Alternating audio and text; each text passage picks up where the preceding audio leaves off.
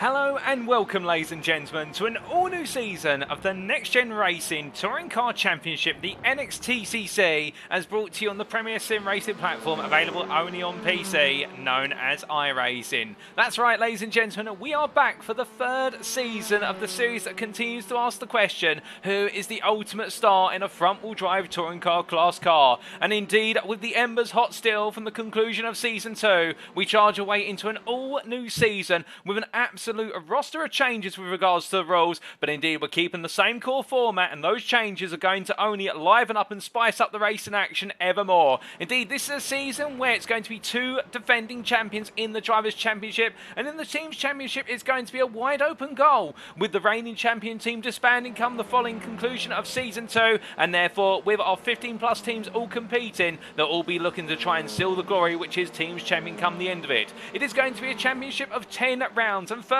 races, with 3 races around, much like the previous seasons, but within that we also do have the return of the safety car and the live stewarding, and we also do have a revolution and a revision to our success ballast system, whereas previously we saw the manufacturer's success ballast, and whilst that worked out in some regards, some argued it needed a bit of revision. Well, we heard you and we've made a major update to it, which will make it very close to what you would see in British Touring Car Championship on your TV screens. So as we get ready to go racing, ladies and gentlemen, also new season gets underway, and we are here today in the United Kingdom at the Silverstone International Circuit. Of course, this circuit, a cut down version of the full Grand Prix circuit, it focuses on the latter half of the Silverstone GP circuit, with the emphasis on the extended straights, the heavy braking zones, and a good number of sweeping high speed corners. This is going to be an ultimate test for our drivers from the outmost. And given the fact that around here, it's all about making sure to carry the speed into corner apex and get back on the throttle to full throttle as soon as possible. But of course, with our drivers' cars being an 8 to understeer, they'll need to be wary of the fact that if they get on the power too soon, they may find themselves taking a trip off the circuit. But as we get ready to go racing, we should also say this series is now sponsored by Douglas Motorsport, and thanks to them for sponsoring us this season. And well, you're definitely going to hear more about them as we go on later on in today's broadcast. But our schedule for tonight, times in British Summer Time, that's BST, or Universal Coordinated Time +1 at UTC +1, is as follows. In 18 minutes time, we'll be heading to our opening qualifying session of the season. It'll be 20 minutes in duration with all our drivers out on circuit, and when we have 50 plus drivers competing, this is going to get an incredibly crowded qualifying session. And indeed, we could definitely see a mix up with the qualifying times being so close in pre-season practice. After that, we're making our way to our first grid of the season for race number 1, our first sprint race, 17 laps in duration. All 3 races are 17 laps, approximately 20 minutes in duration. That'll kick off at approximately 10 to 9, and then we'll take a brief breather before returning at approximately 25 past 9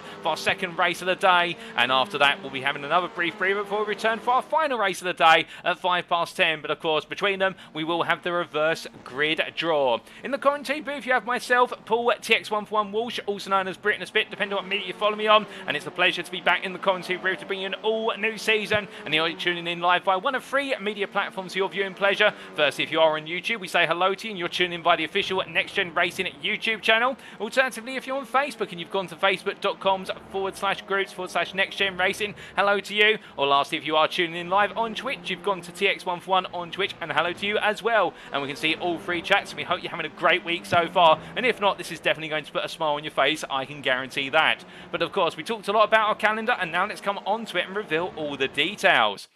As we can see here, we kick off today on the 18th of April with the Silverstone International Circuit. And, well, we're only going to stay in the United Kingdom for a brief while, because after today, in round number 2, on the 25th of April, we're making our way to Imola. And, well, the Italian circuit, of course, a very complex sequence of chicanes and extended straights, but it's going to go very well for touring car class racing, with a couple of hairpins thrown into the mix. And, well, that is going to be one which we haven't seen so far on the calendar. Indeed, the majority of the circuits we're visiting this season are new venues to the series, and therefore it is going to open up everybody's eyes, indeed, and their skill sets to a bunch of circuits which will definitely be putting our drivers to the test. Imola will be about the chicane sequences and the straights, but meanwhile, in round number 3, on the 2nd of May, we make our way back to an old favourite. You'll remember in Season 1, we referred to it as Canadian Thruxton. We go back to the Canadian Time Motorsports Park, and, well, the faster flowing circuit there with elevation changes and undulations is going to be one which will be an absolute rollercoaster ride in terms of emotions and battles. Indeed, we look forward to that. In round number 4, we make our way to the United States States of America for the first of 3 times this season, and particularly to the state of California for the Long Beach Street Circuit, and that's going to be tight, it's going to be narrow, and it's the first time in the series history that we've seen our drivers take to a formal street circuit, and we'll have to wait and see how they get on there. But in round number 5 to complete the first half of the season, we make our way to Germany, and that is for the Nürburgring Grand Prix circuit. In particular, we'll be heading to the Sprint Strecker circuit, the shorter layout of the Grand Prix circuit, and whilst it may be short, well, one thing I can tell you with its mix of characteristics, it's going to be very well balanced in terms of our drivers' abilities being put to the test there to wrap up the first half of the season.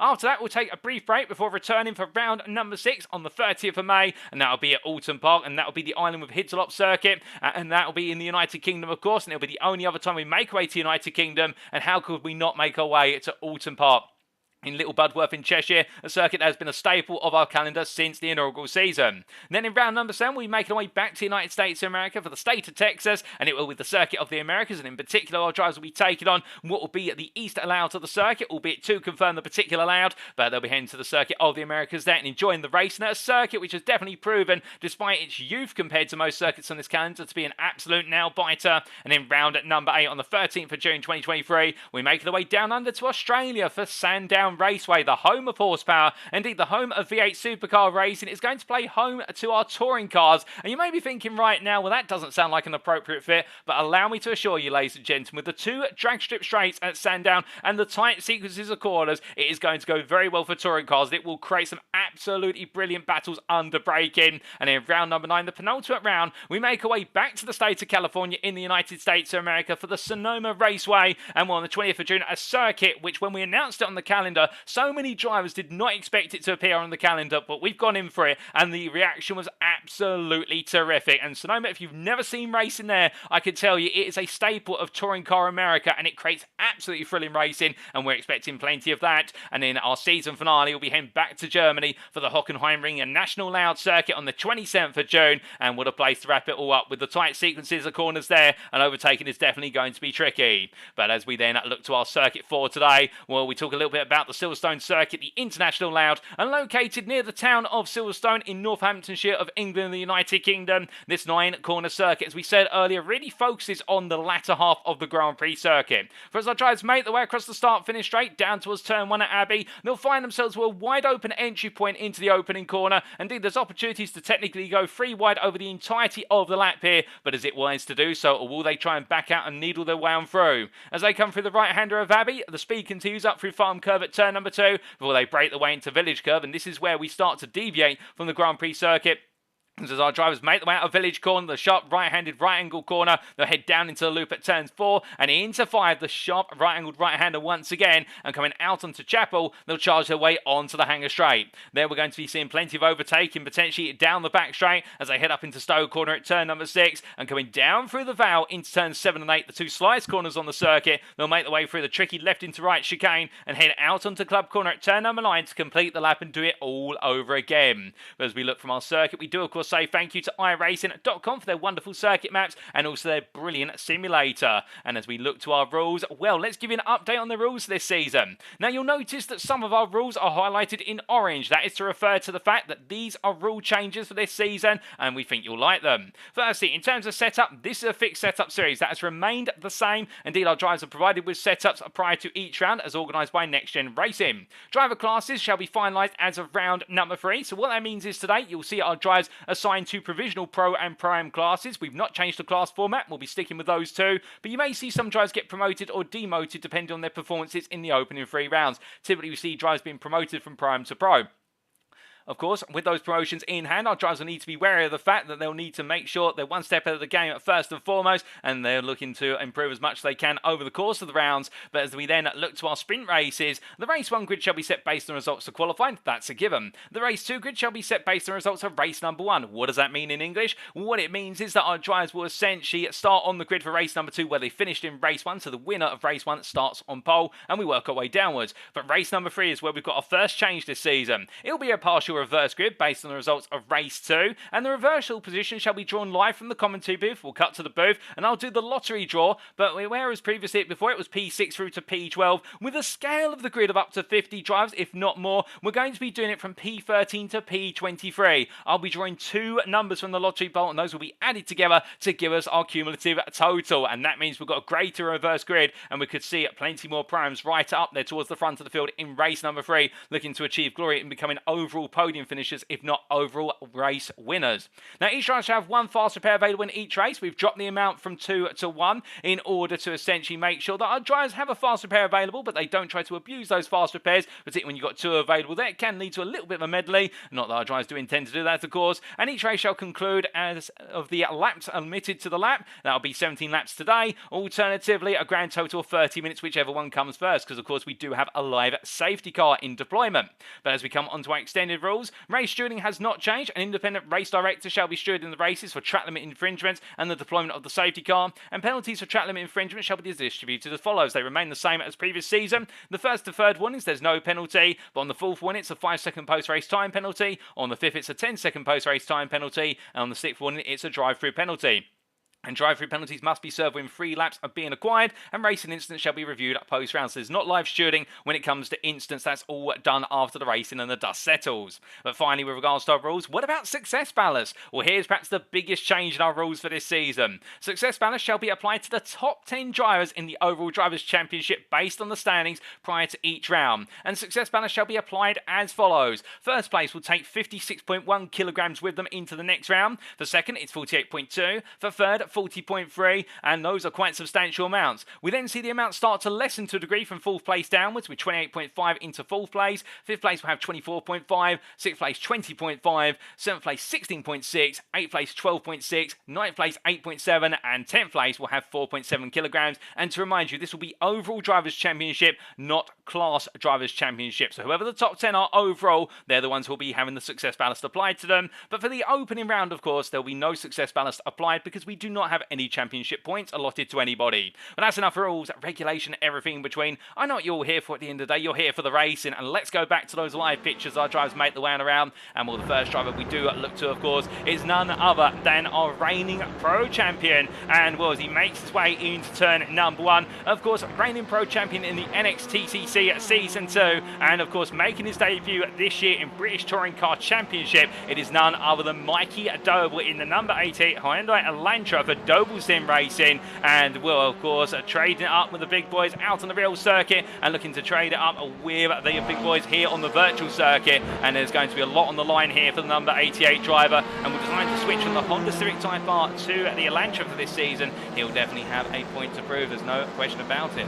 But as he gets ready to go racing here and heads on down towards what is Stoke Corner turn number 6, getting himself company set and heading on through.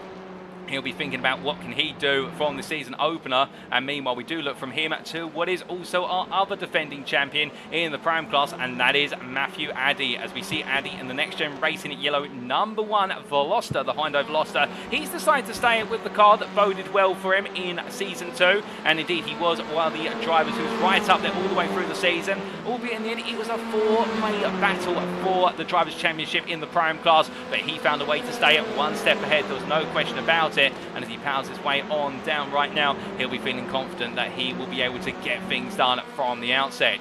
But as he heads on through in towards turn 7 and 8 very shortly, it's not just about the existing names on the grid. We've got plenty of new names, and let's just take a brief breather to say a good hello to all of you tuning in. Indeed, in the chat there, we say hello in the YouTube chat to John Higgins, also to Phil McDougall, who says he's got a pizza on order, and well, that's good to hear. And indeed, right now, ladies and gentlemen, if you haven't got your food, alternatively your drink with your combination of both, I can tell you you've got 6.5 minutes before heading into qualifying. Make sure you're set now, because when we get racing, there won't be many breathers, and that means you'll want to be there for every second of the racing action. We can also see there what John Higgins is saying with regards to times are really close in free practice. Indeed, in the free practice session so far, you can see there from P1 all the way down to P31, it is less than a second between the times in total, and that is extremely close, it must be said. And we can also see Mark Arrowsmith there saying, sadly I missed the first few rounds due to work, but I'm watching, and we're glad to have you with us, Mark, tune on in. We do look forward to seeing you come onto the circuit in the near future. And we can also see there Stefano Guidi Guduki, who says there hello, and well, we look forward to seeing what Stefano thinks as the racing gets underway. And as we look around here, we do also say hello there on circuit to Wayne Douglas from Next Gen Racing Douglas Motorsport. And well, Wayne Douglas has been competing in all 3 seasons as of now, as he makes his way down towards turns 7 and 8.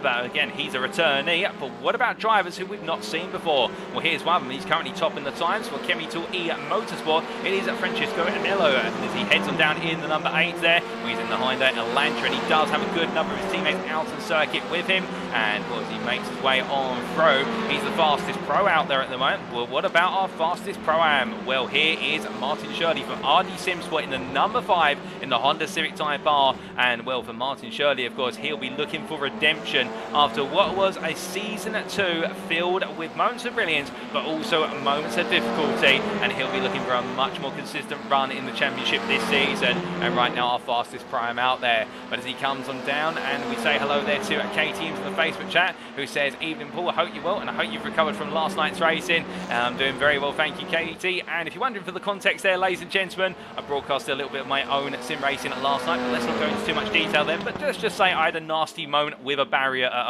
over 150 miles an hour. A little bit shaken up by it, but still all good here. And how you doing well, Katie? And we also say hello there to Paolo and Mediti. And well, it's good evening to you, Paolo. I hope you're doing well. As we also look to a couple more newcomers here, and we do have Kuda E Motorsports' Chris Byrom in the number 78. The Briton making his way on around here in the Honda Civic Type R. And well, I do apologise in advance to our drivers if they do look to this back later and I happen to butcher their names, either first surname or both, and I'm sure they'll let me know post the race how I'm better to pronounce their surnames. I've done everything I can to make sure I have those pronunciations on point. But as Byron makes his way on down, we still have 4 minutes to go here, and still got plenty more drivers heading on through, including what is here Scott Powell, the privateer, as he heads on down towards what is turns 7 and 8. In fact, running the Next Gen Racing colours, but being represented as a privateer, kind of through 7, 8 and down towards 9. And well, the Audi RS3, of course, a car that didn't do too well in season 2. It really was the car that struggled at most circuits, but there were drivers who made the Audi work, and in particular this man from Next Gen Racing Pink. He returns, and it is Gavin Gardner as he heads on down towards where's their turn number 5.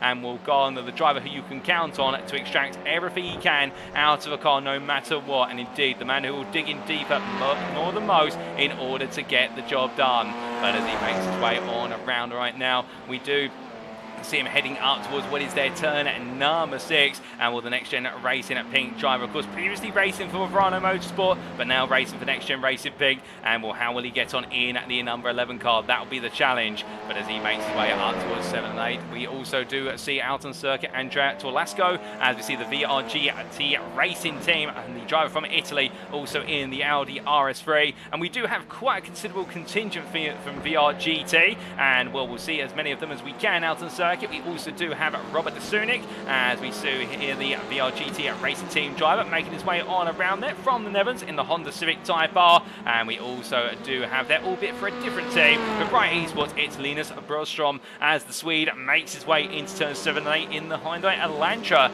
And well, as he comes on through right now with the Polski Logistics on the side, looking very fast, and will he be able to find a logistical way of coming to victory? That will be the challenge that confronts him. But if you do see our overlay update every so often, if you see your screen that suddenly lose all its details and then suddenly coming back, don't be alarmed, that's not on your end, that's because we're still loading some driver data on our side here. We do everything we can prior to going racing to make sure all the driver data is available, but we do sometimes have driver data that needs to be loaded at the last possible moment, and we do apologise for that, as we do see there Linus Broström in the YouTube chat saying, "Let's go Polski 71," indeed messaged us there from the car, I suspect, into the YouTube chat. And when we look forward to seeing how he gets on, albeit his concentration, I think, will be more on the driving very shortly rather than dropping messages into the YouTube. But as he comes on through, do let us know, ladies and gentlemen, in the YouTube, Twitch or Facebook chat, who you're cheering on tonight, who you're rooting for, and also who you're expecting to potentially be fast around here today, and who could get us underway on a flyer. Indeed, the opening round of the season,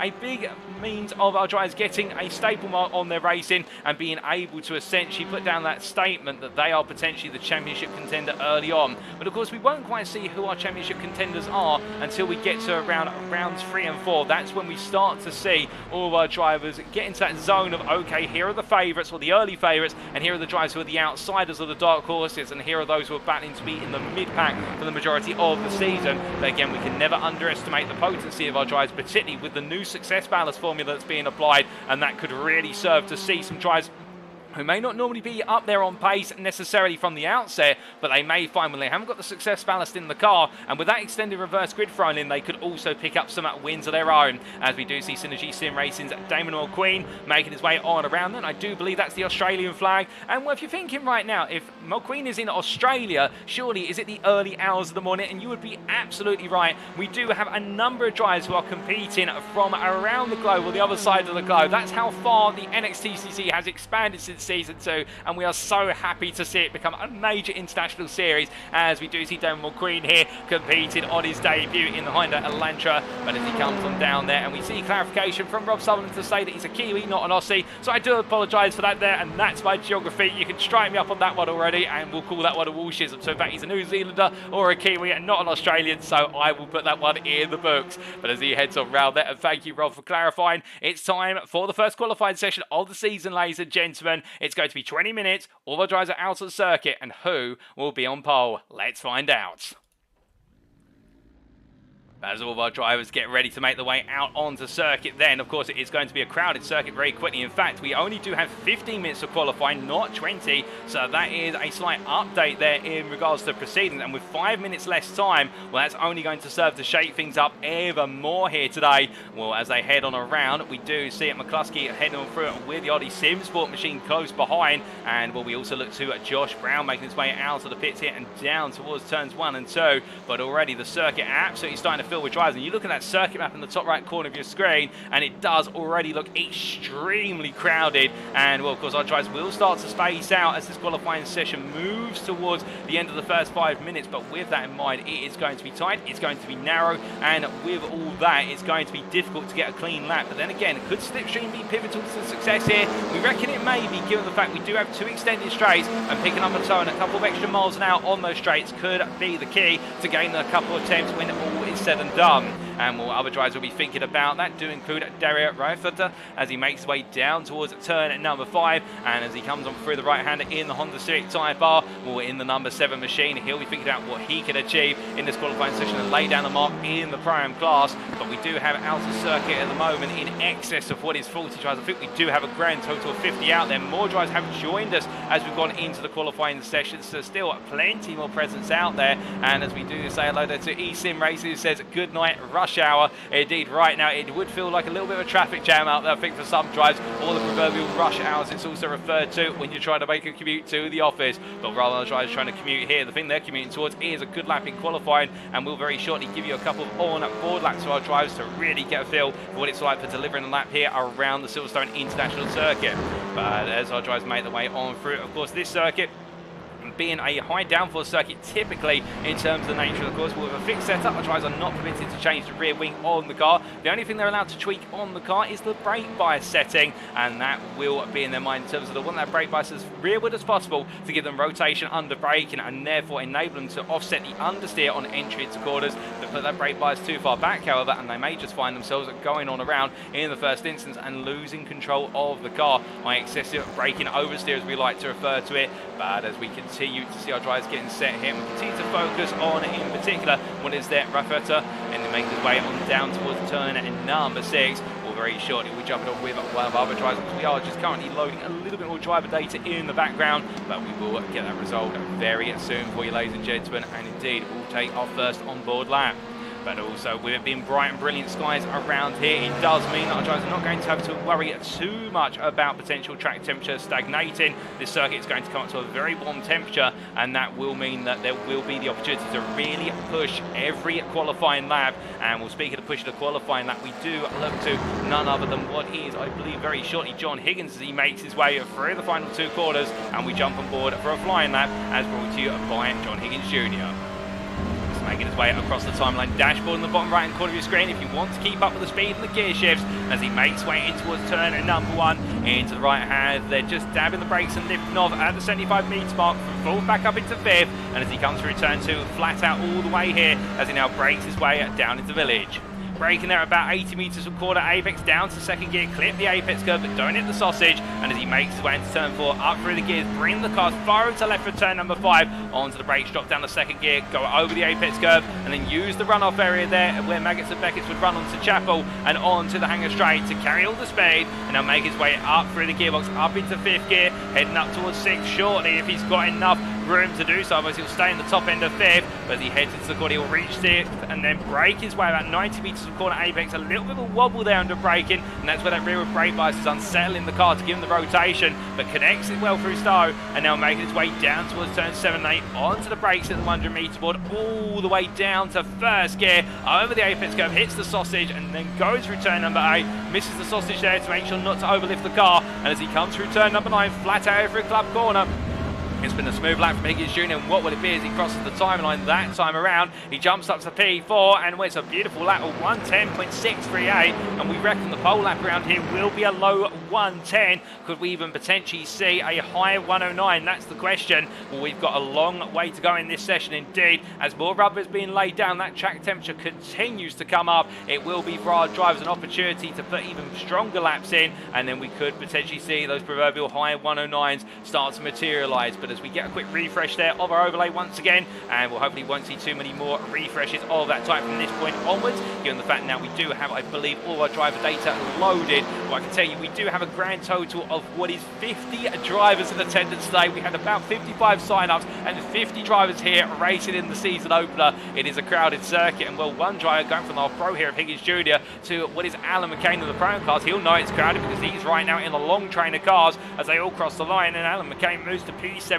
what is P8 there in the prime class. And how do you know who you're following in terms on that time tower? Who's a pro and a prime, I hear you ask? Well, simply put, those with the green stripes against their name on our time tower, they are your pros. And meanwhile, those with a purple stripe, those are your primes. So that's the way to find out. But as we do see McCain make his way through turn 3 and in towards 5, he's got a bit of traffic building in front, and I do believe that's Gavin Garner who's 2 cars ahead, indeed ahead of the Chemi Tool machine, as they make their way out to 5 and down towards turn number 6. But as they do, you can see McCain tucking into the toe there of the Elantra in front of him. I think Fiend as though he can gain a bit here. He's got not too much to lose, but as he heads on down and up towards turn number 6 here, will it be the right call to be that close in the dirty air? It's going to upset the front aero balance of the car, and as he comes on down through turn number 6 and in towards 7 and 8, onto the brakes very shortly and heading on in.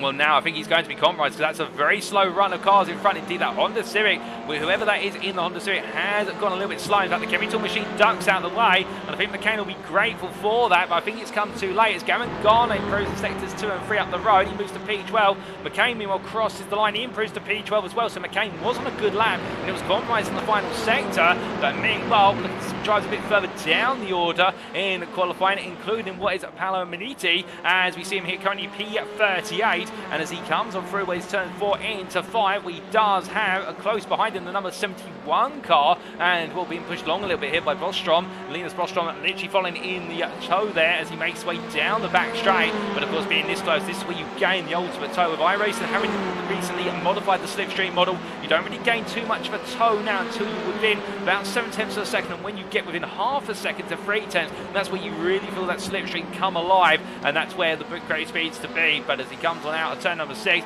well, Maniti will not be thinking about that. He'll just be thinking about getting his lap in, because of course in qualifying, the driver who is in front, if they are on a qualifying lap and they can prove it, then they do have the right to the racing line and the right to deliver the lap, and the driver behind is the one who has to be mindful and respectful of them. But as we come towards the end of the first half of this qualifying session, well, I can tell you right now that it is looking extremely close in that midfield indeed. From what is P1 all the way down to P36, it's only 1.1 seconds, and well, with that gap in mind, it is an absolutely tight qualifying session as Maniti does not improve there. He goes into where's the runoff area there to steer clear of drives and stays P39. But meanwhile, the fastest driver out there right now is the prime driver of Marcello Reles as he makes his way down towards 7 and 8, and well, he's 1.5 seconds faster than Francisco Mello. So I think at this time the Honda Civic Type R driver is making it very clear that he's here to win and he's here to beat everybody. as he makes his way out of turn number 9 and on towards the next lap. Was 10.481 that time around, so he'll feel as though he's got a bit more time under his cards, but will he be able to find that time out there? We've not seen a 109 as of yet, but we are getting close to the 109s, and as we can see here, Relis make his way down into turn number 3. Meanwhile, we do look to a driver who, of course, a staple of the top 3 in the Pro-Am class in Season 2, and that is none other than JW Motorsports' Reese Watt, and he's decided to go to the Audi this year, which is interesting, or this season I should say, as he makes his way down towards turn number 7 onto the brakes. And well, for Watt, I do imagine he's decided to go for the Audi, given the fact it does have a lot of grunt on the straights. The Audi are perhaps one of the weaker cars on the more tight and technical circuits, where there's a lot of manoeuvring in second through to fourth gear. Of course, the Audi geared for the higher gear, so it normally does have to use a higher gear compared to most corners, but I think Watt will be able to handle that. Indeed, it's going to be a challenge here, and currently in our Pro-Ams he is at P8, and that's P18 overall, so he won't be complaining too much about that as he makes his way on around. But looking from him to another Audi driver in the form of what is Chris Danes, one of the Next Gen Racing Pink driver here, much like Kevin Goddard, used to race for Verano Motorsport, but now under Next Gen Racing at Pink banner as he makes his way down the Danish flag on the roof of the car, so you definitely know he is the flying Danishman. And as he makes his way into turn 7 and 8, find a bit of traffic in front of him, and everybody behind as well really stacking up, and it does feel as though we're in a race session right now, but we are in qualified, I can assure you. And as he heads onto a lap, we jump on board here with Chris Danes to see how he gets on. Making his way down towards turn number 1. Did a very different lap than the Audi. Going in 5th gear, stays in 5th on quarter entry, then gets back on the throttle as he clears the apex and heads into 2. Flat out all the way before heading onto the brakes here for turn 3. Braking out about 80 metres of quarter apex and staying in 3rd gear. Other cars will go down to 2nd, but for Danes it's 3rd in the Audi as he comes through turn 4 and up towards 5 in 4th gear here. When he dropped to 3rd on apex, he does indeed just before approaching the apex line, and as he exits on out, having the toe there of the Elantra in front. But I think feeling as though he could have been a little bit more aggressive there if he had the clear air to go with it. And as he makes his way down the back straight now up towards turn number 6, up into 6th gear, and this is where the Audi will be in its element on the straight, albeit for a short while, as he now breaks his way into turn 6, down from 6th into 4th gear, collects the car to the apex very nicely indeed, back on the throttle, uses the run-off space that he's permitted to do, and as he comes down towards turn 7, we've got a Veloster on the inside there backing off, onto the brakes goes Danes, and well, it's going to get very tight behind the Chemi Tool machine, and well, Danes' lap is impeded there, he'll feel, but I think the Chemi Tool car will feel as though he needs to back off a little bit, so this is where they're stepping on one another's toes, and Danes was the fastest of everybody in sector 1, he went purple, so for Danes, we know he's got the pace out there, but it just has not worked out. He's this close at the moment, and he needs to just back it off slightly, albeit how can he back it off when he's got a wide pack behind him coming on through? And well, we look from Danes to another driver who finds himself in the midst of everything, and that is Nick Clevens here as the iRacing esports driver, also in the Audi RS3, just behind Danes, giving himself a bit of breathing room.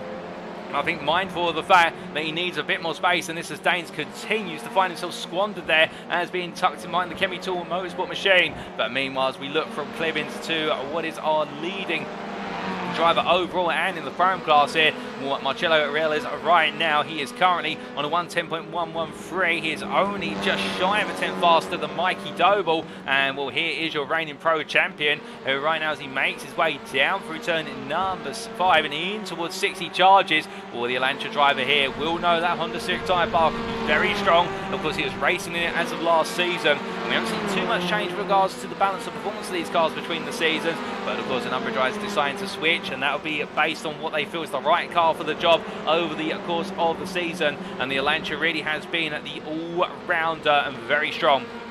The only downside of the Elantra has typically been that it does get through a set of tyres faster than most, and therefore it is a little bit worrisome when we get towards the end of a given race, particularly in the final 5 minutes, where the Elantra drivers seem to lose the edge of their pace compared to, say, the Civic drivers and the Hondas, who do seem to maintain their pace the best. The Civic very light in its tyre wear and very strong in the cornering aspects of 2nd through to 4th gear. And then we do have the Veloster, which is the true jack of all trades. It's not really got any strengths, but at the same time it's got no major weaknesses, and the Audi RS3 is the straight line speed beast and also very stable over the curbs typically. But meanwhile, going pole is John Higgins Jr. here. He's left it quite late, but the number 5 driver goes all in and gets it on there. He's the first 1:10.0 of this qualifying session, 200ths faster than the Pro-Am pole sitter of Reles, and as he makes his way through turn number 3, well, right now I think there's going to be a big smile down in the garage on the number 5 driver, in the fact that he could have just put himself on that pole position given time is running out here. But meanwhile, looking from him into a bit further down the order, we look to Ben Benjamin McCluskey in the Veloster as he makes his way on to another lap. And well, he's got a little bit of traffic in front of him, and I think he's given himself enough breathing room here. And of course, the challenge in these qualifying sessions, there being so many drives, you need to find yourself space. And when you are in the draft to another car, you need to pick a driver who's on similar qualifying pace to you, if not slightly faster. And if you do that right, then you'll find you'll never technically catch the driver in front, or you'll catch them only when you're about to finish the lap, like coming out the final quarter, and therefore you get the best of both worlds in terms of a lap that gradually builds up in the toe, but also the fact you'll never truly compromise. As he makes his way in towards turn 6 right now, he's continuing to give himself the space from McCluskey. This could work out handsomely for him as he comes through in the 5-3-1 and making his way on around in the Veloster N machine. Well then, nice run through turn at number 6 and down towards 7-8 he goes. A little bit of flash of light, so I think they've had that much of a reflection off the headlights as he comes under brake, and it's going to get very tight there coming into turns 7 and 8 between the cars in front. But for McCluskey, I think he's just given himself the breathing room he needs. But is he going to be able to find improvement here as he comes to the timeline? I don't think so. P22 currently only 4 attempts off a pole. He does not find the time at all. We're into the final 30 seconds out of this qualifying session, and with that, well, who is going to be the next potential improver? As we do see it, Francisco Melo currently at P5, and well, can he find a way to usurp his way onto the second row of the grid ahead of either Willis Joseph Doble or Mikey Doble, the two Doble brothers there locking out that second row currently. And well, the checker flag is about to be waved, and as I try to make the way on around here, taking a little look further down the order, a driver who've got not on the pace. We do have here Daniel Fritz, newcomer to Next Gen Racing, indeed to this series, and as he heads on down towards the pit lane, his qualifying session is done and dusty. He decides to come on in, making his way in towards the pit lane. Meanwhile, we look a little bit further back to Josh Brown, currently P47 and 2 seconds over the pole lap, and decides to make his way into the pit lane. So number drivers decide enough's enough. Dylan Flanagan heading on through, squanders it under brake, and now it's a lock-up for Flanagan, and therefore he has to let it go. Meanwhile, good job for Collins heading towards the timeline, P42 currently.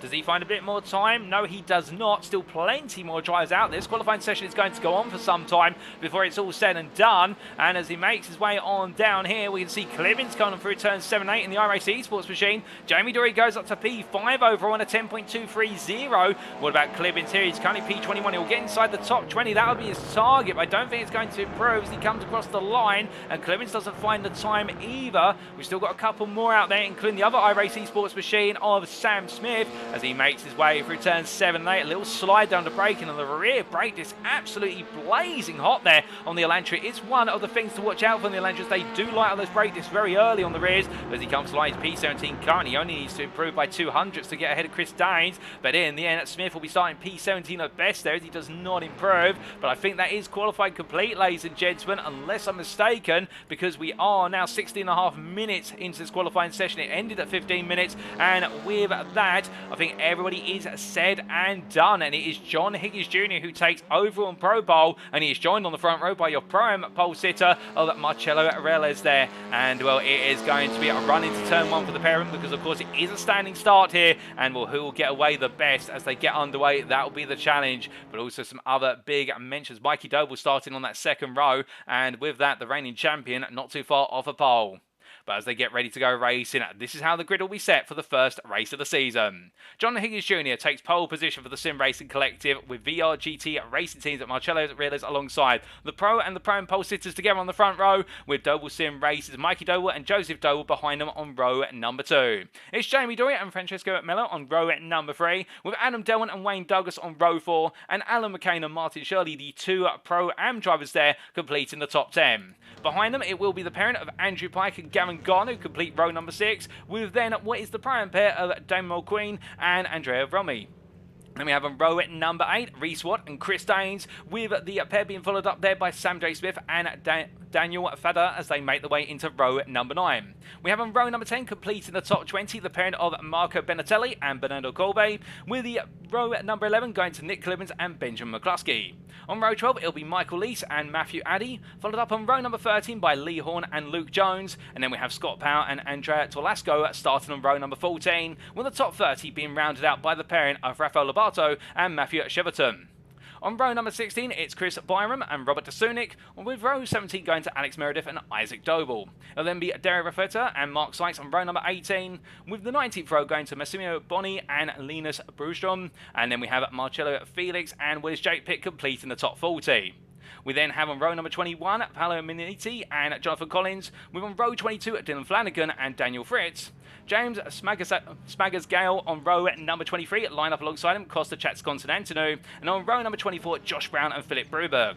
On row 25 to complete the top 50, it will be there Ivan Bokamp, and he will complete the order for our starting procedure today. 49 drivers in attendance, ladies and gentlemen, and we are only about 10 seconds away from lights out and away we go. And well, it is a packed field. It is 49 cars on the field, and who will get away with the win? Let's find out. One red light, two red lights, three red lights, four red lights, five red lights.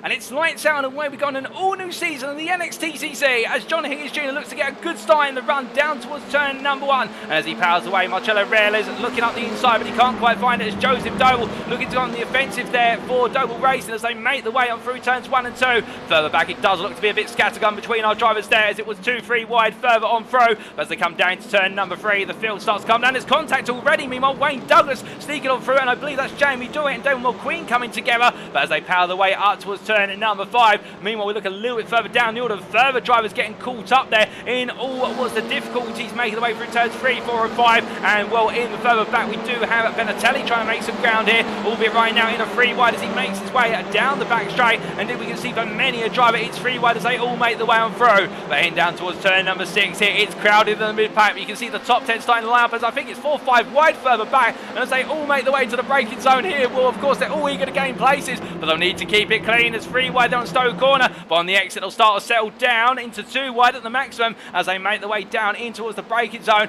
and going all the way through in towards what is turn number 7 onto the end as they go through the left into right, and they get it done for the time being as they come through the right hander and up towards turn number 9. But heading all the way through and around once again, well, after 1 lap it is John Higgins Jr. who leads after 1 lap. Ahead of him, ahead of what is Marcello Reales in P2, then it's Joseph Doble P3, Wayne Douglas P4, Martin Shirley P5, Andrew Pike in P6, and as they make the way in towards turn number 3, it's Adam Delmont P7, and Gavin Goller P8, Jamie Dory P9, and Sam Smith P10. But for how long here is it's also Damon McQueen behind him P11, but he looks up the inside as Sam Smith's gone wide and deep, and as they make the way on around, we'll charge it up towards turn number 5 into the braking zone here. All the drivers pushing on as much as they can right now, and the battery continues as they head on through. But meanwhile, further down in the order, we look to a bit of incident further on into the mid-pack, and it does look as though here we've got quite the group coming together as we've got a car off there, and I believe, unless I'm very much mistaken, that may be Meredith who's got it wrong, coming on through turns 3, 4 and 5. We'll have to wait and see, but this is the battle to be inside the top 30 that you're looking at right now as I try to make the way on down the round. We bring the battles box up in the bottom right hand corner of your screen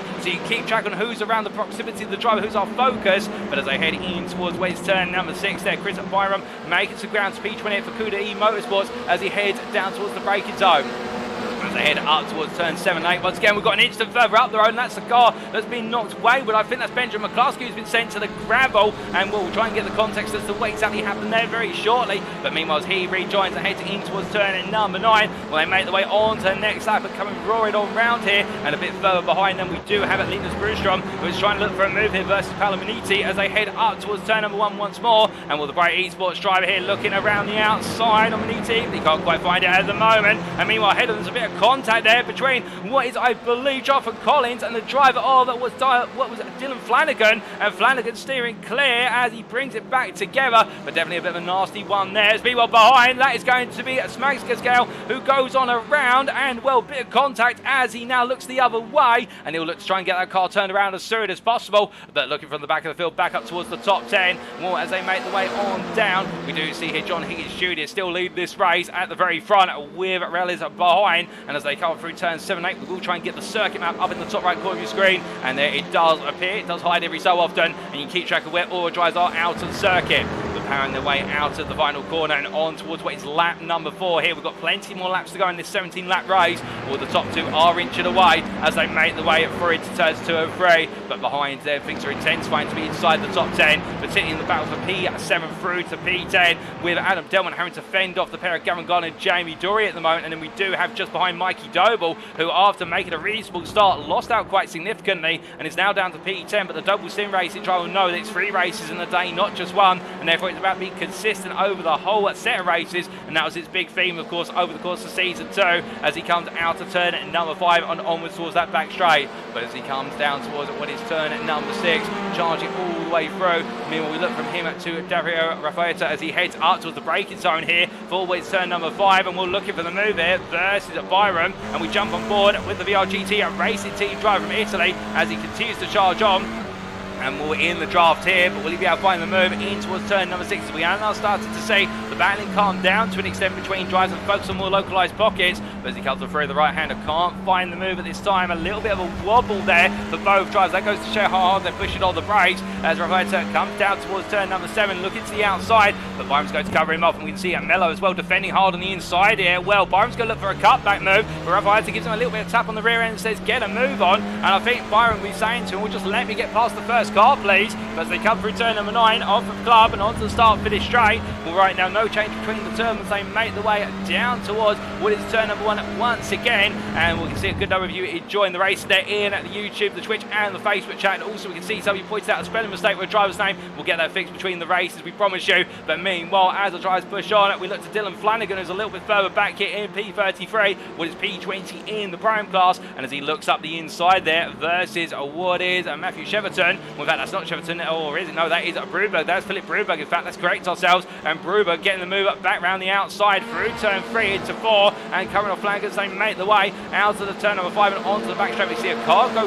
wide there. And I believe that may have been Isaac Doble, the pro driver, who's been elbowed out a little bit. But meanwhile, just behind, we do see a Palaminiti and Linus Brustrom going side by side in the run up towards turn number 6. That's going to be Brustrom, who's looking up what is there the inside versus Miniti on the outside. And this is a P21 in the prime class. And he gets the move done quite comfortably there, albeit I think Miniti trying to play the game of let's work together to hunt down Flanagan as they head up towards turn number 7. Bristrom's looking for another move, he can't quite find it, Hammond has to back off as they make the way through turn 7 and 8, but as they come on through it, meanwhile the banding has intensified at the front in that battle for P6 into 7 in the pro class, which is P8 overall, as we see there Gavin Garner practically parking it on quarter apex. He's got Jamie Dory right behind us, the Audi driver under pressure here, and we ride on board and look back from the rear of the NXTGEN Racing pick out. That's Mikey Doble up the inside there and Dory, and of course these two good friends off the circuit for bitter rivals on the circuit as they make the way out. You're looking at the two previous pro champions, Jamie Dory in season 1, Doble in season 2, and right now they find themselves behind the runner-up in season 1 of Gavin Garner as they make the way down the back straight, and just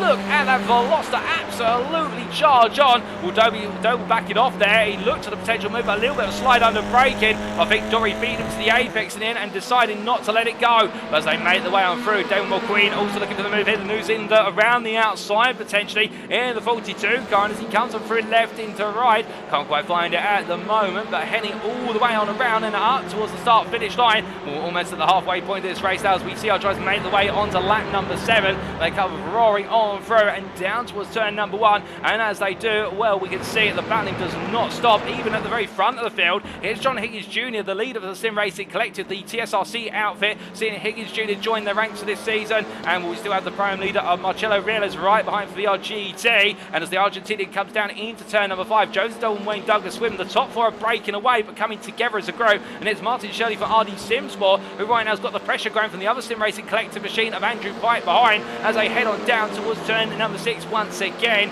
But as they come through, meanwhile, we just looked at Adam Delmont, and Delmont here making his way past Jonathan Collins, who is now effectively a lap down, and the next gen race with Douglas Motorsport machine, the 77 steering clear of any potential battles. But meanwhile, into turn 6 is Dory on the outside here for position versus Gavin Garner. It's always effectively P8 overall, and as they make the way now, well, Dory goes a little bit deep, he has to stop the car in time, coming onto the brakes here. Well, Garner right now looking to go round the outside, Dory going all in on the brakes here, using the better brakes of the Veloster as they come on through turn 7 and 8. Garner's going to get his elbows out and say to Dory, if you want it, you're going all the way around. But look at Doble. Doble's on the inside. He's going to try and go for a 2-1, but he bounces off the apex curb. But it's not over yet as Dory clears the pair of them. Now Garner tucks it ahead, but Doble's right there with him. And Mikey Doble right now not scared to jump over the curbs if he needs to. But goodness me, that's close between them. But elbows are out, and that's touring car racing as they make the way down towards which turn number 3. And you can see there Dory flashes lights to Collins. But meanwhile, Doble at the inside of Garner. Garner gives him the space. And as they come out free, well, Collins is going to take a run off the circuit. But meanwhile, side by side, Garner and Doble go. Doble on the inside here, it's turn number 5, onto the brakes he goes once again, but meanwhile it's getting very close behind as well, as Collins is being knocked about. They've been a lap down, but Garner corner, loses the place to Doble. Doble gets it done, but now can the Audi driver come on through here in what is the more powerful car on the straight line? Or will he have enough time to be able to do so, as it looks like he's getting closer and closer and closer, as it's now only a attempt between the two of them, but the problem is there's just not enough on the brakes to get the car up the inside there, and the move is done for P9. But as they make the way on round and down towards turn at number 7,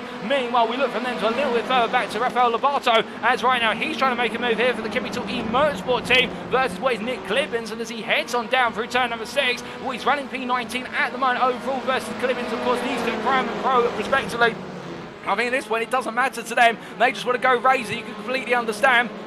Oh, goodness me, and third behind, there's contact then. I believe that is Francesco Mello, has been sent sideways as he rejoins, and he just about avoids knocking at Chris Byram. As meanwhile, Bonnie, that is Massimo Bonnie, holding on to P22. He's picked up the pieces where others have got it wrong, and right now the 181 driver making his way on to the next lap, coming on down towards turn at number 1 once again. But as he rolls his way on through, of course, we look a little bit further back here to Mark Sykes, and he's up the inside there of Fadder, and Fadder having a really slow run onto turn number 1, and Sykes going all in there for Next Gen Racing Blue. But as he comes onto the brakes, you've got to be careful. Cheverton up the inside. This is a P19, P16 in the Prime class. We've got a car around. Oh, goodness me, Sykes right into the car there. Oh, but what I do believe Raffaello went round, and Sykes just not seeing the car. We've also got an iRacing esports car looking the wrong way there, and that is Alan McCain. So it's gone wrong for a good number of drivers already as they make their way into the second half of this race, but there's still plenty of racing to go. A nasty moment there. But meanwhile, with all of that, Philip Bruberg now P31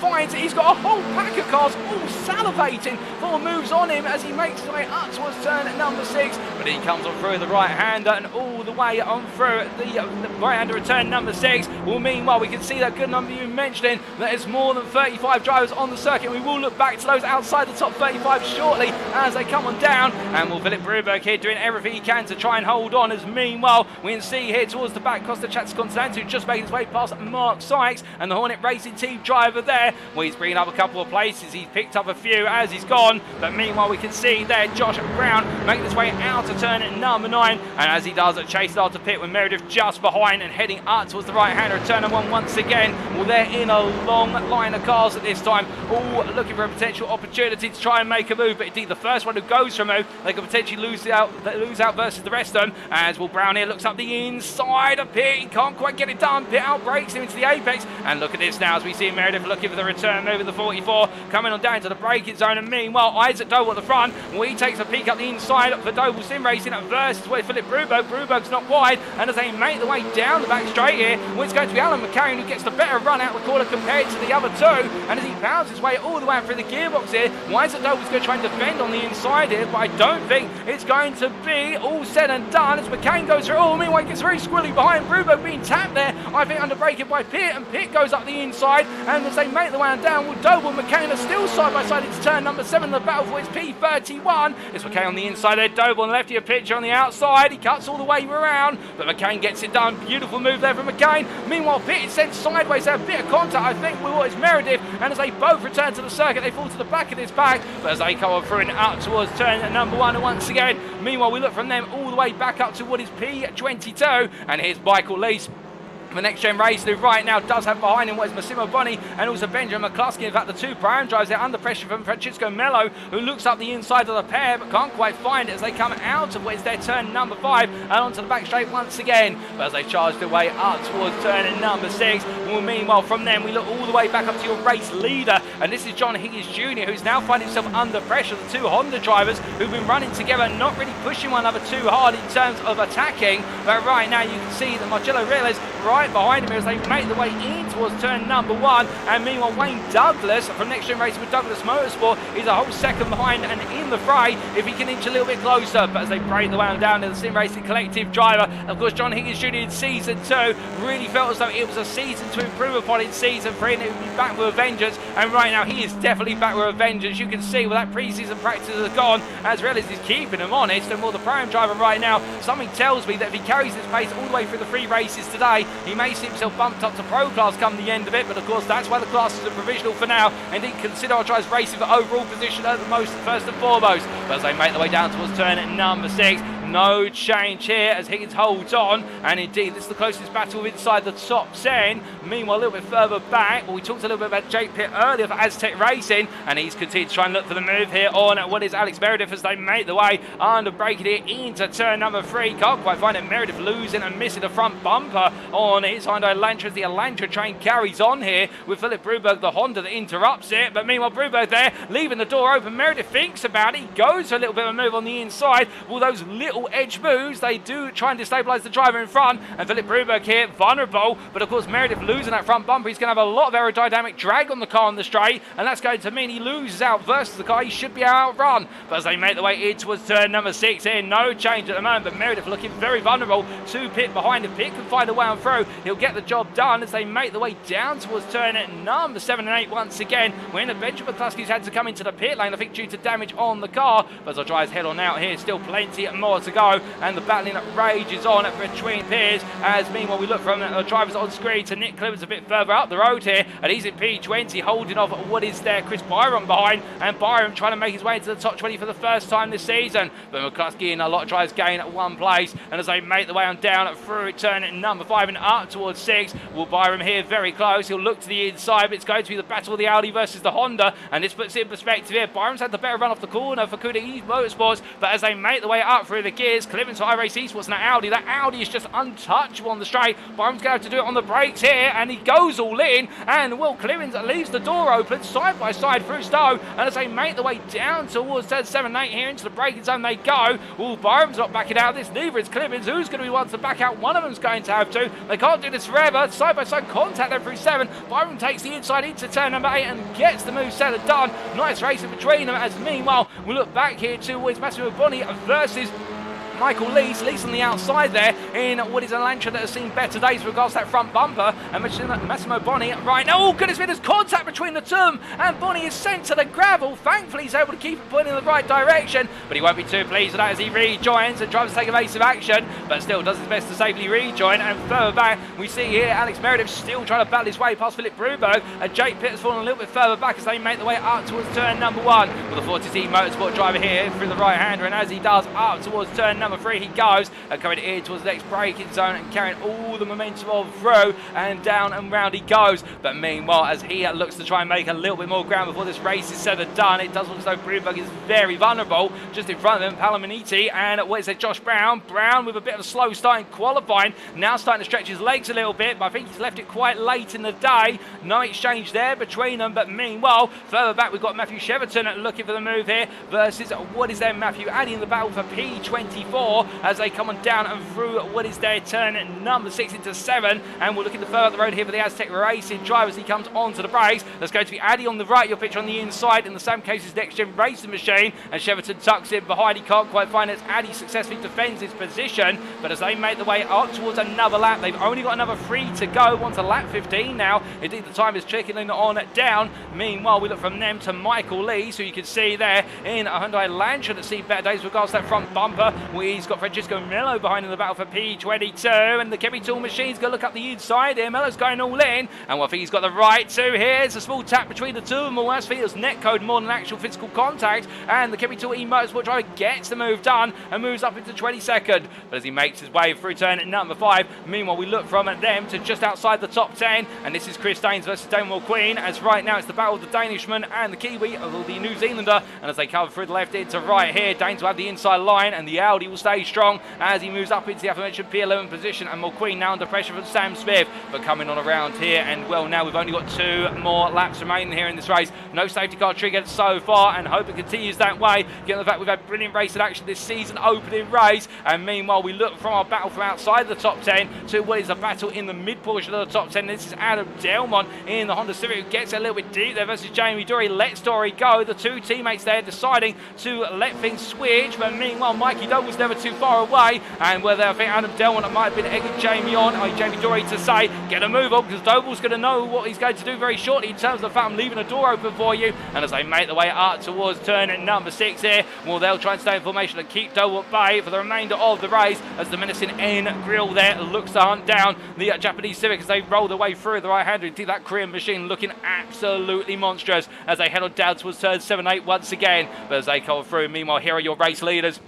And John Higgins Jr. now under increasing pressure from Marcello Reles as they make their way onto the final lap of racing, race number 1 of the 3 here today. White flag is out. It's Higgins Jr. who leads for the Sim Racing Collective, but he's got Marcello Reles right behind, and they're going to go all the way to the wire. It's going to be Sim Racing Collective versus a VGRT, and as they head up towards turn number 2, we jump aboard here with the Argentinian as he heads into turn 3, and we're going to stay with this battle to the end, ladies and gentlemen, as they make the way on through turns 3 into 5. And you can see here, it's not really the opening half of the lap, where Reles is the stronger of the 2 drives. It's in the latter half of the lap where it all seems to come together, but as they make their way out of turn number 5, Reles tucked in behind, building up the speed, charging all the way down towards turn number 6 here. The gap is 3.5 tenths. I don't think it's going to be enough unless Higgins Jr. makes a mistake, but the one thing we know him not to have in his pocket is mistakes typically. But Reles going all in under braking there. You can see the gap has come down by half a tenth, but as they make the way on out, it does equalise once again. Well, they roar the way in towards the last couple of corners. Higgins Jr. there does not go defensive. He feels comfortable. He's going to take it slowly as possible through 7 and 8, take all the comfort in the world, and as he makes his way through 8 and up towards the final corner, where it's going to be a season opener for him to take with him all the way to the bank. It's a win for Johnny Higgins Jr. from the Sim Racing Collective in the Pro and overall categories, ahead of the Prime winner Marcello Reles and Wayne Douglas P3, ahead of Martin Shirley P4, and what is there, Joseph Doble completing the top 5, Andrew Pike P6, ahead of Jamie Dory P7, Adam Delwyn and Mikey Doble completing the run to P9, and then Gavin Garner rounds off our top 10 with Chris Staines P11 there, ahead of Damon McQueen and Sam Smith. Reese Watt will finish in P14 ahead of Marco Benatelli, and it'll Bernardo Colbe and Rafael Lovato finish together there. The Chemical E Motorsport Machines P16 and P17 for his teammate as he comes on through. Leon, Robert DeSuna and Chris Byron up to P20, and then P21 the iRacing Esports Machine of Nick Clibbins. Well, goodness me, that's your top 20 across the line, ladies and gentlemen. We've still got plenty of drivers to come on through, including Alan McCain in P29 there for iRacing Esports as he comes on through, ahead of Isaac Doble, and further back, well, we've got a little bit of battle here between Luke Jones and Dylan Flanagan on the line. That's a P37, but Flanagan holds off Jones come the end of it, and will then our last finishers on the lead lap, well, it will be very shortly. Costa Transcontinental comes to line at P40 when it's all said and done for the Hornet Racing team. Well, there were a grand total of 49 starters, 40 of them finished on the lead lap, and we also had finished a lap down Mark Sykes, Jonathan Collins, Daniel Fritz, and then we had the returns of James Smags Gazgale and also Dara Refataya, Daniel Fada, Andrea Romy, Andrea Toloasco, and also Ivan Belkamp. But goodness me, what a race to start off today. There's no question about it. And as our drivers cool the way on down right now, we're heading all the way through what is their turn at number 6. Mathew Cheverton, he may not have been up inside the top 20, but the Aztec Racing drive definitely battled hard in order to finish inside the top 30, fighting hard with Felix and Bonnie all the way through. And I think now our drivers have had a taste of what is to come. And also Scott Powell there, finding himself dropping back to P36 in the end, but enjoyed the racing all the same, the number 26 in the privateer machine, and also at Luke Jones there. A difficult start to his proceedings. The JW Motorsport driver typically known for battling inside the top 10 of the Prime class, but P24 in the Prime class, and he'll be looking to turn things around in the second race of the day. But as our drivers make their way into the pit lane, here are the race results subject to any stewards' inquiries. And as we can see here in our first race of round 1 of season 3 of the NXTCC, hosted on iRacing, sponsored and powered by Douglas Motorsport, John Higgins Jr. taking the win for the Sim Racing Collective, ahead of Marcello Reles, who took the win in the Prime class, and P2 overall behind the Pro winner. The VRGT Racing Team driver, they're putting an absolutely gargantuan amount of pressure on Higgins Jr., but couldn't find a way to make the move count in the end. Wayne Douglas P3 round off our overall podium for Next Gen Racing with Douglas Motorsport, and then at Martin Shirley P4 there for Addy Sport, and the top 5 being rounded up by Joseph Doble for Double Sim Racing. It was a pro podium of what was John Higgins Jr., Wayne Douglas and Joseph Doble, and then it was Andrew Pike in P6 of the Sim Racing Collective ahead of the Next Gen Racing with Douglas Motorsport pair of Jamie Dory and Adam Delmont. Mikey Doble P9, the Double Sim Racing driver, on his return to racing to defend his crown. Well, a difficult start today, but he's got race number 2 to look forward to, and then Gavin Garner in P10 for Next Gen Racing Pink ahead of best of the rest there, teammate Chris Daines P11. Damon Mulqueen P12 for Sergio MTG Sim Racing completing the podium for the Pro-Am class, which consists of Aurelius, Shirley and McQueen. And then it was Sam Smith, Reese Watt and Marco Benatelli who completed the top 15. And as we continue to look our way down through the order, completing the top 20, Bernardo Colbe, Rafael Lobato, Lee Horn, Robert Dasuni and Chris Byram. For P21, it was Nick Clibbins, the iRace esports driver, finding himself right in the thick of battling with Byram and Francisco Mello. And Mello finishing P22, ahead of Mathew, Addy and Michael Leese, with Marcello Felix P25. And then as we continue to make our way down towards the end of the top 30, Matthew Cheverton ahead of Massimo Boni and Linus Brostrom, Alan McCain and Isaac Doble completing the top 30 there. A difficult one for Isaac Doble, but he'll look to bounce back in race number 2. And then Paolo Maniti P31 ahead of Alex Meredith, with Josh Brown, Philip Bruberg and Jake Pitt completing to P35. Scott Power, P36, ahead of Dylan Flanagan and Luke Jones. And as we continue our way on down the order, there's still plenty more drivers to go. Let's make sure we mention them all. P39, Benjamin McCluskey and Costa Chatsconstantinou completing the top 40 for Hornet Racing Team.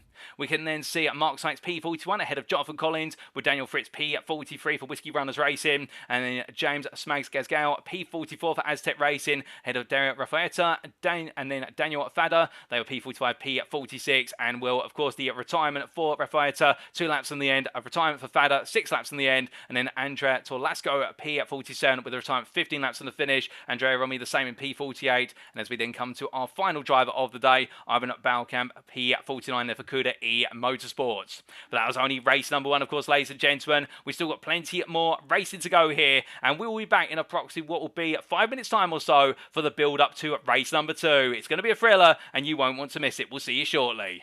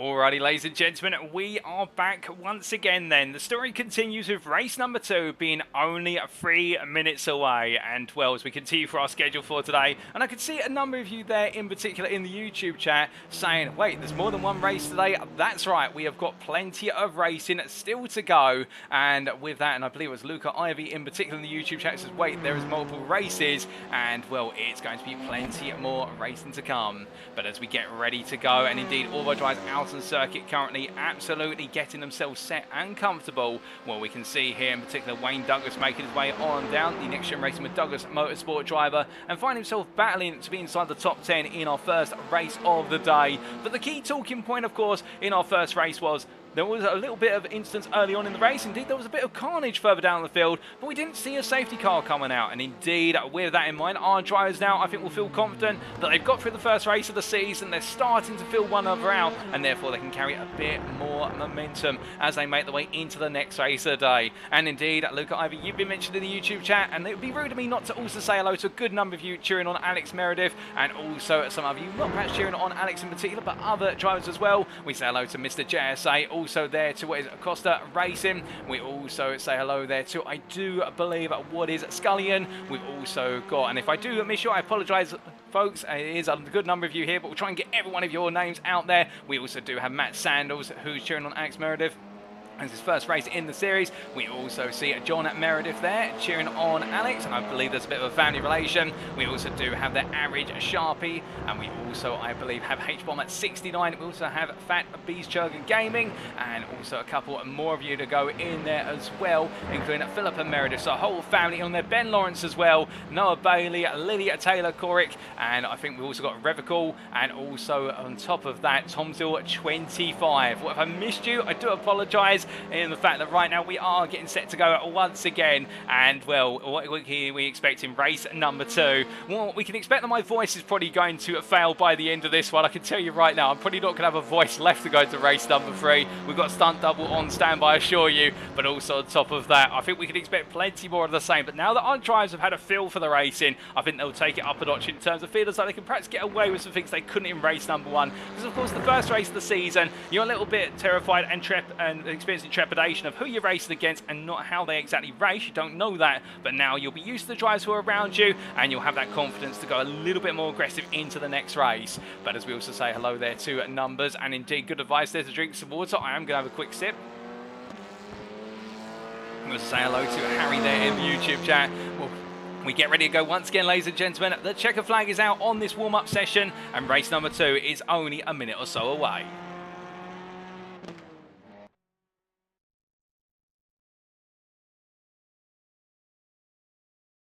As our drivers head to the grid then, this is how they'll line up for race number 2 of 3. It's John Higgins Jr. who takes pole position and is joined by the prime pole sitter of Marcello Reales, P2. And then behind them, it's Wayne Douglas and Martin Shirley on the second row. On row number 3, Joseph Doble and Andrew Pyatt line up together once again, with Jamie Dorian and Adam Delmont on the 4th row, and then the top 10 completed by Mikey Doble and Gavin Gardner. We then have behind them Chris Daines and Dan McQueen, and heading on to the 6th row of the grid, and then the 7th, it's Sam J. Smith and Reese Watt. We now have row number 8, Marco Benatelli and Bernardo Colbe, with Rafael Lobato and Lee Horn completing the run to row number 9, and the top 20 rounded out by Robert DeSunic and Chris Byram. Then row number 11, it's Nick Clemens and Francisco Mello, with row 12 going to Mathew, Addy and Michael Lease. And as we continue our way down to row 13, it's Marcello Felix and Matthew Cheverton. We now have Massimo Boni and Linus Brustrom line up on the 14th row, with the top 30 being rounded up by the pair of what is there, Alan McCain and Isaac Doble. And then behind them, it's Palamaniti and Alex Meredith. But we have to cut away, ladies and gentlemen. We've got the lights. 1 red light, 2 red lights, 3 red lights, 4 red lights, 5 red lights. And it's lights out, and away we go for the second race of the day. And John Higgins Jr. look to make it 2 out of 2 as he makes his way off the starting blocks. But look behind, and Wayne Douglas getting a better run there on the outside into turn number 1 versus Marcello Reales. But they're going to battle side by side through the opening corner as they head up towards turn number 3. Now Douglas is ahead by the nose. They make their way into the braking zone for 3. Reales trying to come back at him, however, on the brakes behind him. We see Martin Shelley and Joseph Doble. Doble goes a little bit deep. Well, Douglas gets the move done. Doble going deep, however, will find himself under a little bit of pressure from Andrew Pike as they make their way on down into turn number 5. Side by side under braking, but things calm down to a degree. Meanwhile, further behind, we can see it's line astern for a moment, but then we do have Sam Smith and Bernardo Colby exchanging blows. Colby giving a big knot there. We've got a driver wide as well. That's when Chisco Mello goes a little bit deep coming out of the corner of turn number 5. And as they make the way on down with Smith, Colby, and what is there for Lobato with the two Kemi Tool Motorsport drivers side by side as they break the way into the corner. And as they make the way in, it's going to be 3 wide. Lobato is very, very hot there. And as they come on out, I think that's not Lobato. In fact, that is, I do believe, Bernardo Colby.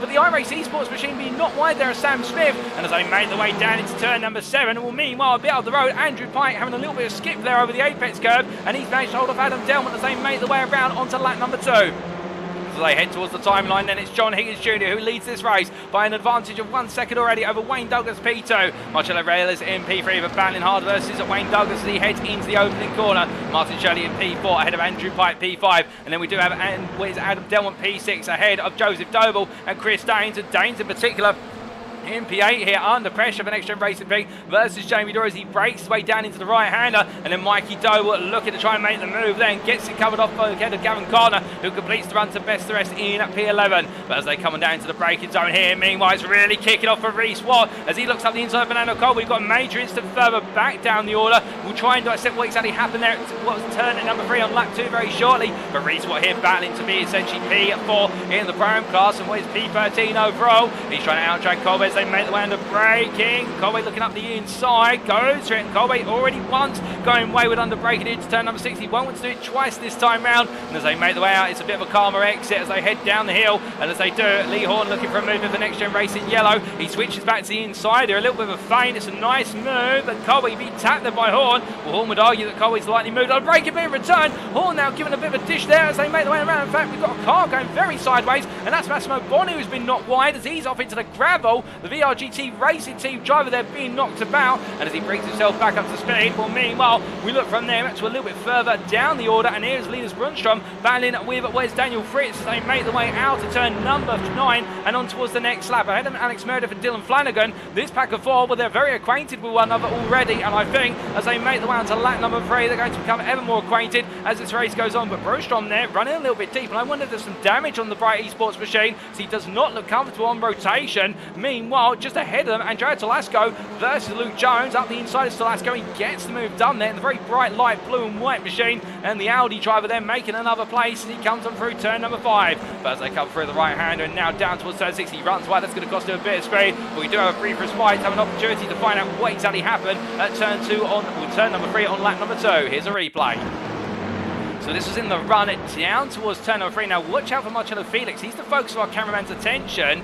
He gets it wrong on the braking here, but I think that, oh goodness me, and that's a knock, a nasty knock to, I believe that's Palominiti, and the two coming together and then some further contact as we see our drivers here, and that is Daniel Fado who's going up wide a bit. We've also got the white car there, delivery not loaded, and in fact that's the GRT Esports driver returning, and we're in contact there with what was, I believe, unless I'm mistaken, Alex Meredith. So that explains the story as we now return to your live pictures and racing here once again. And as we do, no safety car called so far. All the incidents have been cleared very quickly. We only normally have a safety car if the incident stays on circuit and lingers. And Chris Daines here right now causing a bit of a traffic jam. Oh goodness me, and that's Mikey Doble almost losing it. My good lord, how on earth he caught that car going sideways and made it point the right way? Well, I'll never know, but I'll tell you one thing, ladies and gentlemen. Well, if he's taken a course in drifting right now, he's nailed it because he's caught the car. He's going to lose multiple places. He's got Damon McQueen going around the outside. McQueen will have Doble coming back in immediately, and Doble is not one to shy away whatsoever. And meanwhile, his brother Joseph Doble just up the road, battling side by side here with Dory.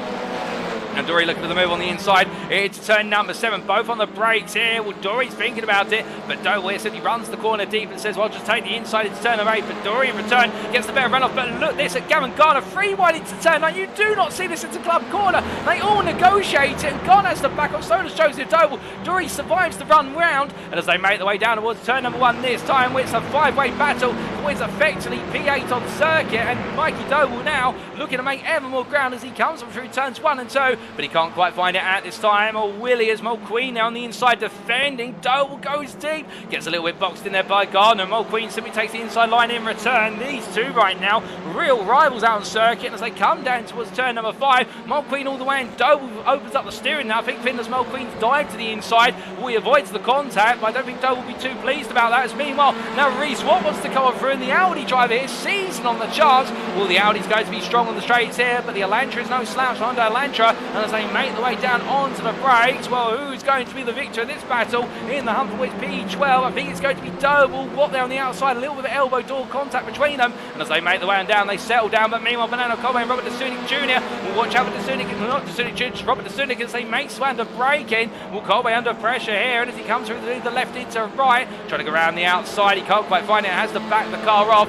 as he heads up towards turn number 9. But as they come on through it and onwards towards way to turn number 1, once again they head on to lap number 6. Further back, meanwhile, we do see Mathew Cheverton, where he's battling with Alan McCain at the moment. This is a battle for P25, and will Alan McCain build up a little bit of a queue behind as we jump on board the rear camera there in McCain's car, and the iRacing Esports machine, where he's got a face for the Civic from the camera's perspective, and when it cuts off the nose of Cheverton, and Cheverton looks at the move, but now Robbie's going to look around the outside as they make the way through 2 and into the inside of 3. Can Robbie get the move done? That's Andrew Robbie all the way in the Audi. I think he can here, and the iRacing Esports car on McCain's done well to hold this off as they make the way through 2 and down into the next braking zone. But as they do, well, Robbie's still side by side there, but we're going further and further away from the battle, so indeed we focus a bit more closely on it. And well, as they come around, we've got the knocked about car Nick Clemens there. That's seen better days, but it's trying to find its way on past Robbie and Cheverton in the battle for P25, and just behind they've got a long line of drivers including Jake Pitt, Scott Power, Mark Sykes, Dario Raffata and Benjamin McCluskey as they all make the way. And speaking of McCluskey, he's looking around the outside there, Raffata, as they head through turn number 6 and down towards 7 once again. And charge on down into the braking zone here. Well, McCluskey missed the front end on that Veloster, and as they come down, where it's going to be all about getting the move done, trying to break away. As meanwhile, Pitt versus Scott Power, and will Power there on the inside, rolling off of the sausage curve at turn number 8, drifting a little bit wide. But the Aztec Racing driver Pitt says, "No, I'm holding on to this, whether you like it or not." He takes the place back for P28. Nice manoeuvre in there from Pitt as he comes down towards turn number 1, and they make the way towards the halfway point of this race. But still plenty of battling here. And meanwhile, up the road, will Chris Byram versus what is a Mathew Addy. Addy on the outside there into turn 3. Byram on the inside. The Cuda E Motorsports car doing everything right so far to get under the skin of Addy. And as they make the way to the braking zone here for turn number 5, well, it's still going to be too wide on corner exit. And now it's going to be the Veloster and the Honda, both strong in the low gears, but both lacking in terms of the top end. But the Veloster has the edge, plus also has the toe of Isaac Doble to contend with. And that's just going to give Addy enough an advantage that Byram now will need to go up the inside if he wants to get the move done in the 78. Meanwhile, look behind, and you'll notice here that Benatelli's also trying to get into the mix, but meanwhile Byram goes all in, Addy goes deep, and Marco Benatelli for VRGT makes his way up the inside. He'll be on the outside as they make their way down into turn number 7. Onto the brakes they both go, and as they come for a left-hander, well, Addy's going to defend harder and harder now because he's being forced backwards, not forwards, and as he does, he covers off Benatelli, who has to back off, and look at Alan McCain and Andrew Romy, who creep up to the back of this. In fact, we also do now have what is the pair of Pitt and Clemens closed up, and Cheverton as well, so it is becoming very frantic here to battle for P25. But meanwhile, looking a bit further back, and in particular we look back to P43, and here is Costa Continental, who right now chasing after what is their Fada and Felix in front, albeit I think as they come on out towards the next lap, it may be Fada and Felix who are breaking away a little bit and starting to enjoy their battling, albeit Felix here under a bit of pressure. The Kemi2E Motorsport driver is going to Fada on the inside. I think the VRGT machine will get this done as they come through 2 into 3. Both have got some damage on the front of the cars, but in the end it is going to be Fada who gets the move made, and he moves up. And in fact, for GRT, I should say, don't correct the team name, the GRT Esport driver moves up to P41, the Italian, as he comes on through. But meanwhile, as we look from them back up to the top 10, well, meanwhile, everything going on down the field, we also must look up into the field, and we can see Chris Daines here hold off Jamie Dory, the NXTGEN Racing Pink, and the NXTGEN Racing with Douglas Motorsport drivers. Of course, sister teams, but they're rivals on circuit. And of course, these two, no strangers to battling one another as they make their way up towards turn number 1 as they come down. Well, now we make our way into the second half of the race number 2 here at Silverstone International. And things have opened up inside the top 10 to a degree. Albeit I say that right now, John Higgins Jr. has disappeared off into the distance. In fact, so much so our cameraman can't find him. But he can find the battle for P2 here. And Wayne Douglas for NXTGEN Racing with Douglas Motorsport. Well, he's got up his inside. That's Reles who makes the move. And well, this is getting very scrappy between between them, so much so it's going to be 3 wide on corner exit. And look at this from Martin Shirley. The Prime driver takes the lead for the Prime class. It's a battle all the way down. Rellis tucks in behind, covers the inside. He wants to block off Adam Delman, and meanwhile Shirley's just going to run this one down. Delman looks to the middle of the road. Rellis up the inside. The Argentinian goes all in under brake, and it's going to be very hot on the brakes, but he survives the corner. I think that Shirley may have seen it coming the inside, and Marcello Rellis moves up the inside, and my good lord, that was from an absolutely detrimental braking point. He's made it work somehow, but look at Delman versus Douglas here. 2 wide into 7, 2 wide into 8. There's contact, and Delman sends Douglas a little bit sideways, but I think there's no love lost between them as they come through turn number 9 and on towards another lap, and Andrew Pike comes through up to P5 as a result here, but the gloves are off. I can tell you one thing, I think race 1 was just the appetizer. And now we've got our main course, which is race number 2. And I have to wonder if race number 3 is going to be our second main course, or whether it's going to be a sweet dessert. Well, we'll have to wait and see. But meanwhile, we're going to feast on what I see here. And right now, Chris Danes into the mix, given an attack there by JB Dory. I think Dory trying to give him the hurry up to say, well, come on, let's make some moves. And as they come down towards turn number 5, no change at the moment. But meanwhile, we look from them to a little bit further down the order. And in particular, we look down to what is the battle for P24 and P23. And this is Alan McCain in P23 ahead of Andrea Romy from GRT Eastwood, and he does have there Bertelli, who's closing on up as they make their way up towards turn number 5 once again. So we are seeing a bit of a concertina effect between drivers, albeit they stay stationary for this time, but as they come on out and down towards the next corner, meanwhile we do look from them to battle building outside of the top 30, and it is Alex Meredith from Fortitude Motorsport who's chasing after what is Linus Brustrom as they head up towards the next corner. And as they do, well, these two close up to a battle that's in front of them here, and Mark Sykes on the outside of what is going to be effective 3-way fight for P31. Well, Body goes through, and also Tolasco goes through, but Sykes carries the speed round the outside. Down the hill he goes here, and Sykes is going to try and get his elbows out versus Tolasco, and then Tolasco has to back off as they come into 7 and 8. Sykes goes in a bit hot. It gets very, very compressed there very quickly, and I think that Audi is going to be put through the proverbial crusher if he ended up having Tolasco coming to the back of him, and indeed with Bonnie not going anyone apex. I think Sykes has got away with that one as they make the way on towards another lap, but as they do, Tolasco here really putting the pressure on as they make the way into turn number 1. We jump on board here with the VRGT Racing Team driver from Italy, and the 39 right now, it's roaring for a top 30 finish. It's P33, but it wants more out there as they go on through into 3. But as they make the way into the braking zone here for the right-hander, Sykes defending hard indeed. Now Tolasco's going to look for the cutback as they make the way through 4 and into 5, and as they do, up into the next braking zone they go. No change between them as Ravita just behind 2 tenths off as well. But you can see they're running on the shifter limit for Tolasco's car as he makes his way up through the gearbox into 5th gear, powering his way on down and all the way they charge. But there's going to be a bit of a lull here as they make the way in towards the next zone. Meanwhile, we look back to the battle here for P44, and this is between Daniel Fritz and Philip Bruberg. And well, Daniel Fritz here all over the back of Bruberg, but can't find his way through either as they make the way up towards turn number 6 now, where he's going to have the overspeed here. Can he find it, however, as Bruberg's going to defend to the inside? Indeed, battles are plenty, and they should all be appreciated as we can see Fritz there looking to cut back to the inside, all the way in on the brakes here. He goes all in, contact between the two of them. Bruberg there, made to lose the place, and Fritz moves up to P44 for Whiskey Runners Racing. But meanwhile, we cut from them back up towards what is Alan McCain in P23, and as he heads up towards turn number 3, well, Alan McCain right now under pressure from Romy as they make the way in towards turn number 3. Through the right they go, McCain goes very deep, and I think Romy's just going to simply cover for Andrew. Romy moves up into P23 as McCain there somersaults his way almost over the sausage curb there at turn number 4. He's going to have to be careful that he won't want to knock it too hard because it can destroy the suspension as the race goes on. These cars can take a beating, but they can't take too much, and as they make their way down towards turn number 6, it's going to be line astern in the long line of drivers, and right at the back of it as we briefly lose him, he rematerialises from the ether. That's Massimo Body in P31 chased after Jake Pitt, who's got Benjamin McCluskey just in front, but you can see that McCluskey without the front bumper, that's causing a massive amount of drag. Pitt's going to look around the outside, Body's tapped into the inside, and Body there will slide as he taps the rear of McCluskey's car. Pitt tries to go all the way round. It's going to work forwards, defending against Body, but is it going to be enough here in the run against McCluskey? I don't think so, and he has to stay as is as they come down, but Body looks up the inside, can't quite find it, and well, there's no exchange at the moment, but Pitt there playing the safe game. Meanwhile, McCluskey just getting pushed along through the corner, but as they come on to the next lap, where they've only got, where's another 5 to go, the time continues to trickle on down, and we look inside the top 20.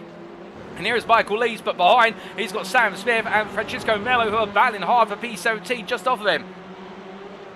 as they make their way into turn number 5 here. Well, right now you can see Mello all over the back of Smith as they come out to the right-hander and down towards turn number 6 they charge, but as they do, well, Mello here's going to have the double toe. Smith's just going to have the toe of one car, and you'd argue that Francisco Mello should be able to potentially look for a move here. It's going to be very close. In fact, Smith's going to make it go all the way to the inside. As they make their way to the braking zone, Mello's got the right there to the line. I think Smith's going to have to yield on this one. Francisco Mello moves up to P17 for Capital E Motorsport, but can he hold it into turn number 7? I think he can, given the fact that Smith is 2.5 tenths behind and can't look for the comeback here. But as they come down to the braking zone, meanwhile, looking from them back up to what is the front of the field. Here, we haven't really talked about it too much. You'll see them on camera. Here's your race leader by 4 seconds now. It's John Higgins Jr. from the Sim Racing Collective. And then here's your Pro-Am leader of Marcelo Reales, the RGT Racing Team driver from Argentina. In fact, from Argentina, I should say. Argentina, goodness me. And right now, holding on to a comfortable P2 with Martin Shirley just behind, 9 tenths off. And then we do have Adam Delmont, who right now battling for P4. Well, he's battling for the run-up spot in the Pro class here, and he has got a lot of pressure running from Pike behind, as Adrian Pike is still right there with him as they make their way up towards turn number 6 once again. But you can see how now it really is starting to turn into a long line, and these small packs of battles are starting to coalesce together. And I think we might see a big bang moment in the final moments of this race where we could see the battles really kick off. But nobody wants to give in yet. Nobody wants to try and make a move because they know there could be a lot more places to gain if the pack in front start to battle hard. But meanwhile, we look from them to just outside the top 10 and battling to be inside the top 15. Here it's Robert Dasunik, who you can see in the gold black Honda Civic on the inside. Fernando Colway on the left of your picture for Capital E Motorsport side by side, and Colway goes round the outside. That's a beautiful move under braking, and Fernando Colway makes it count as meanwhile Robert Dasunik there watches on, looks at the run through club corner, but Colway's just going to simply shut the door and say no, I've got it done. And the Honda there will not have the straight line speed compared to the Elantra, but it will have the corner in the brakes to compare as they make their way into turn number 1 and once again. But meanwhile, at the front of the field, it is Martin Shirley up the inside there into turns 3 and 4. He's going to on the outside and inside into 5 now for Addy Slipsport versus Adam Delmont. And as the two drivers then make the way now the right-hander, it's still side by side. It's the battle of the Civics. And as they make the way down towards turn number 6 here, we're going to have a third Civic introduce itself to the game. And that's going to be the form of Andrew Pike from the Sim Racing Collective as they head into the braking zone. Pike's to the right of your picture. Shirley is behind them on the left of your picture. Along to the brakes they go. Shirley's going to have Pike going all the way around the outside. Wayne Douglas as well. And this is what we're talking about in terms of the battle suddenly exploding onto our screen. And Adam Delmont right now creating quite the traffic jam behind him as all he wants is P3 as they make the way down into turn number 7. It's going to be 3 wide into the corner, and oh goodness me, Shirley's turn. He catches the car, but it's going to drop into the back of the pack as he brings himself back up to speed. But where one falls now, everyone else will be galvanised by it, and Delmont's got the pressure of Pite, and Douglas now has the pair of Dorian Danes behind as they make their way up towards another lap. And as they do, we jump aboard here with the Hyundai Veloster of Next Gen Racer Douglas Motorsports, Wayne Douglas, as he tries to chase down Pike.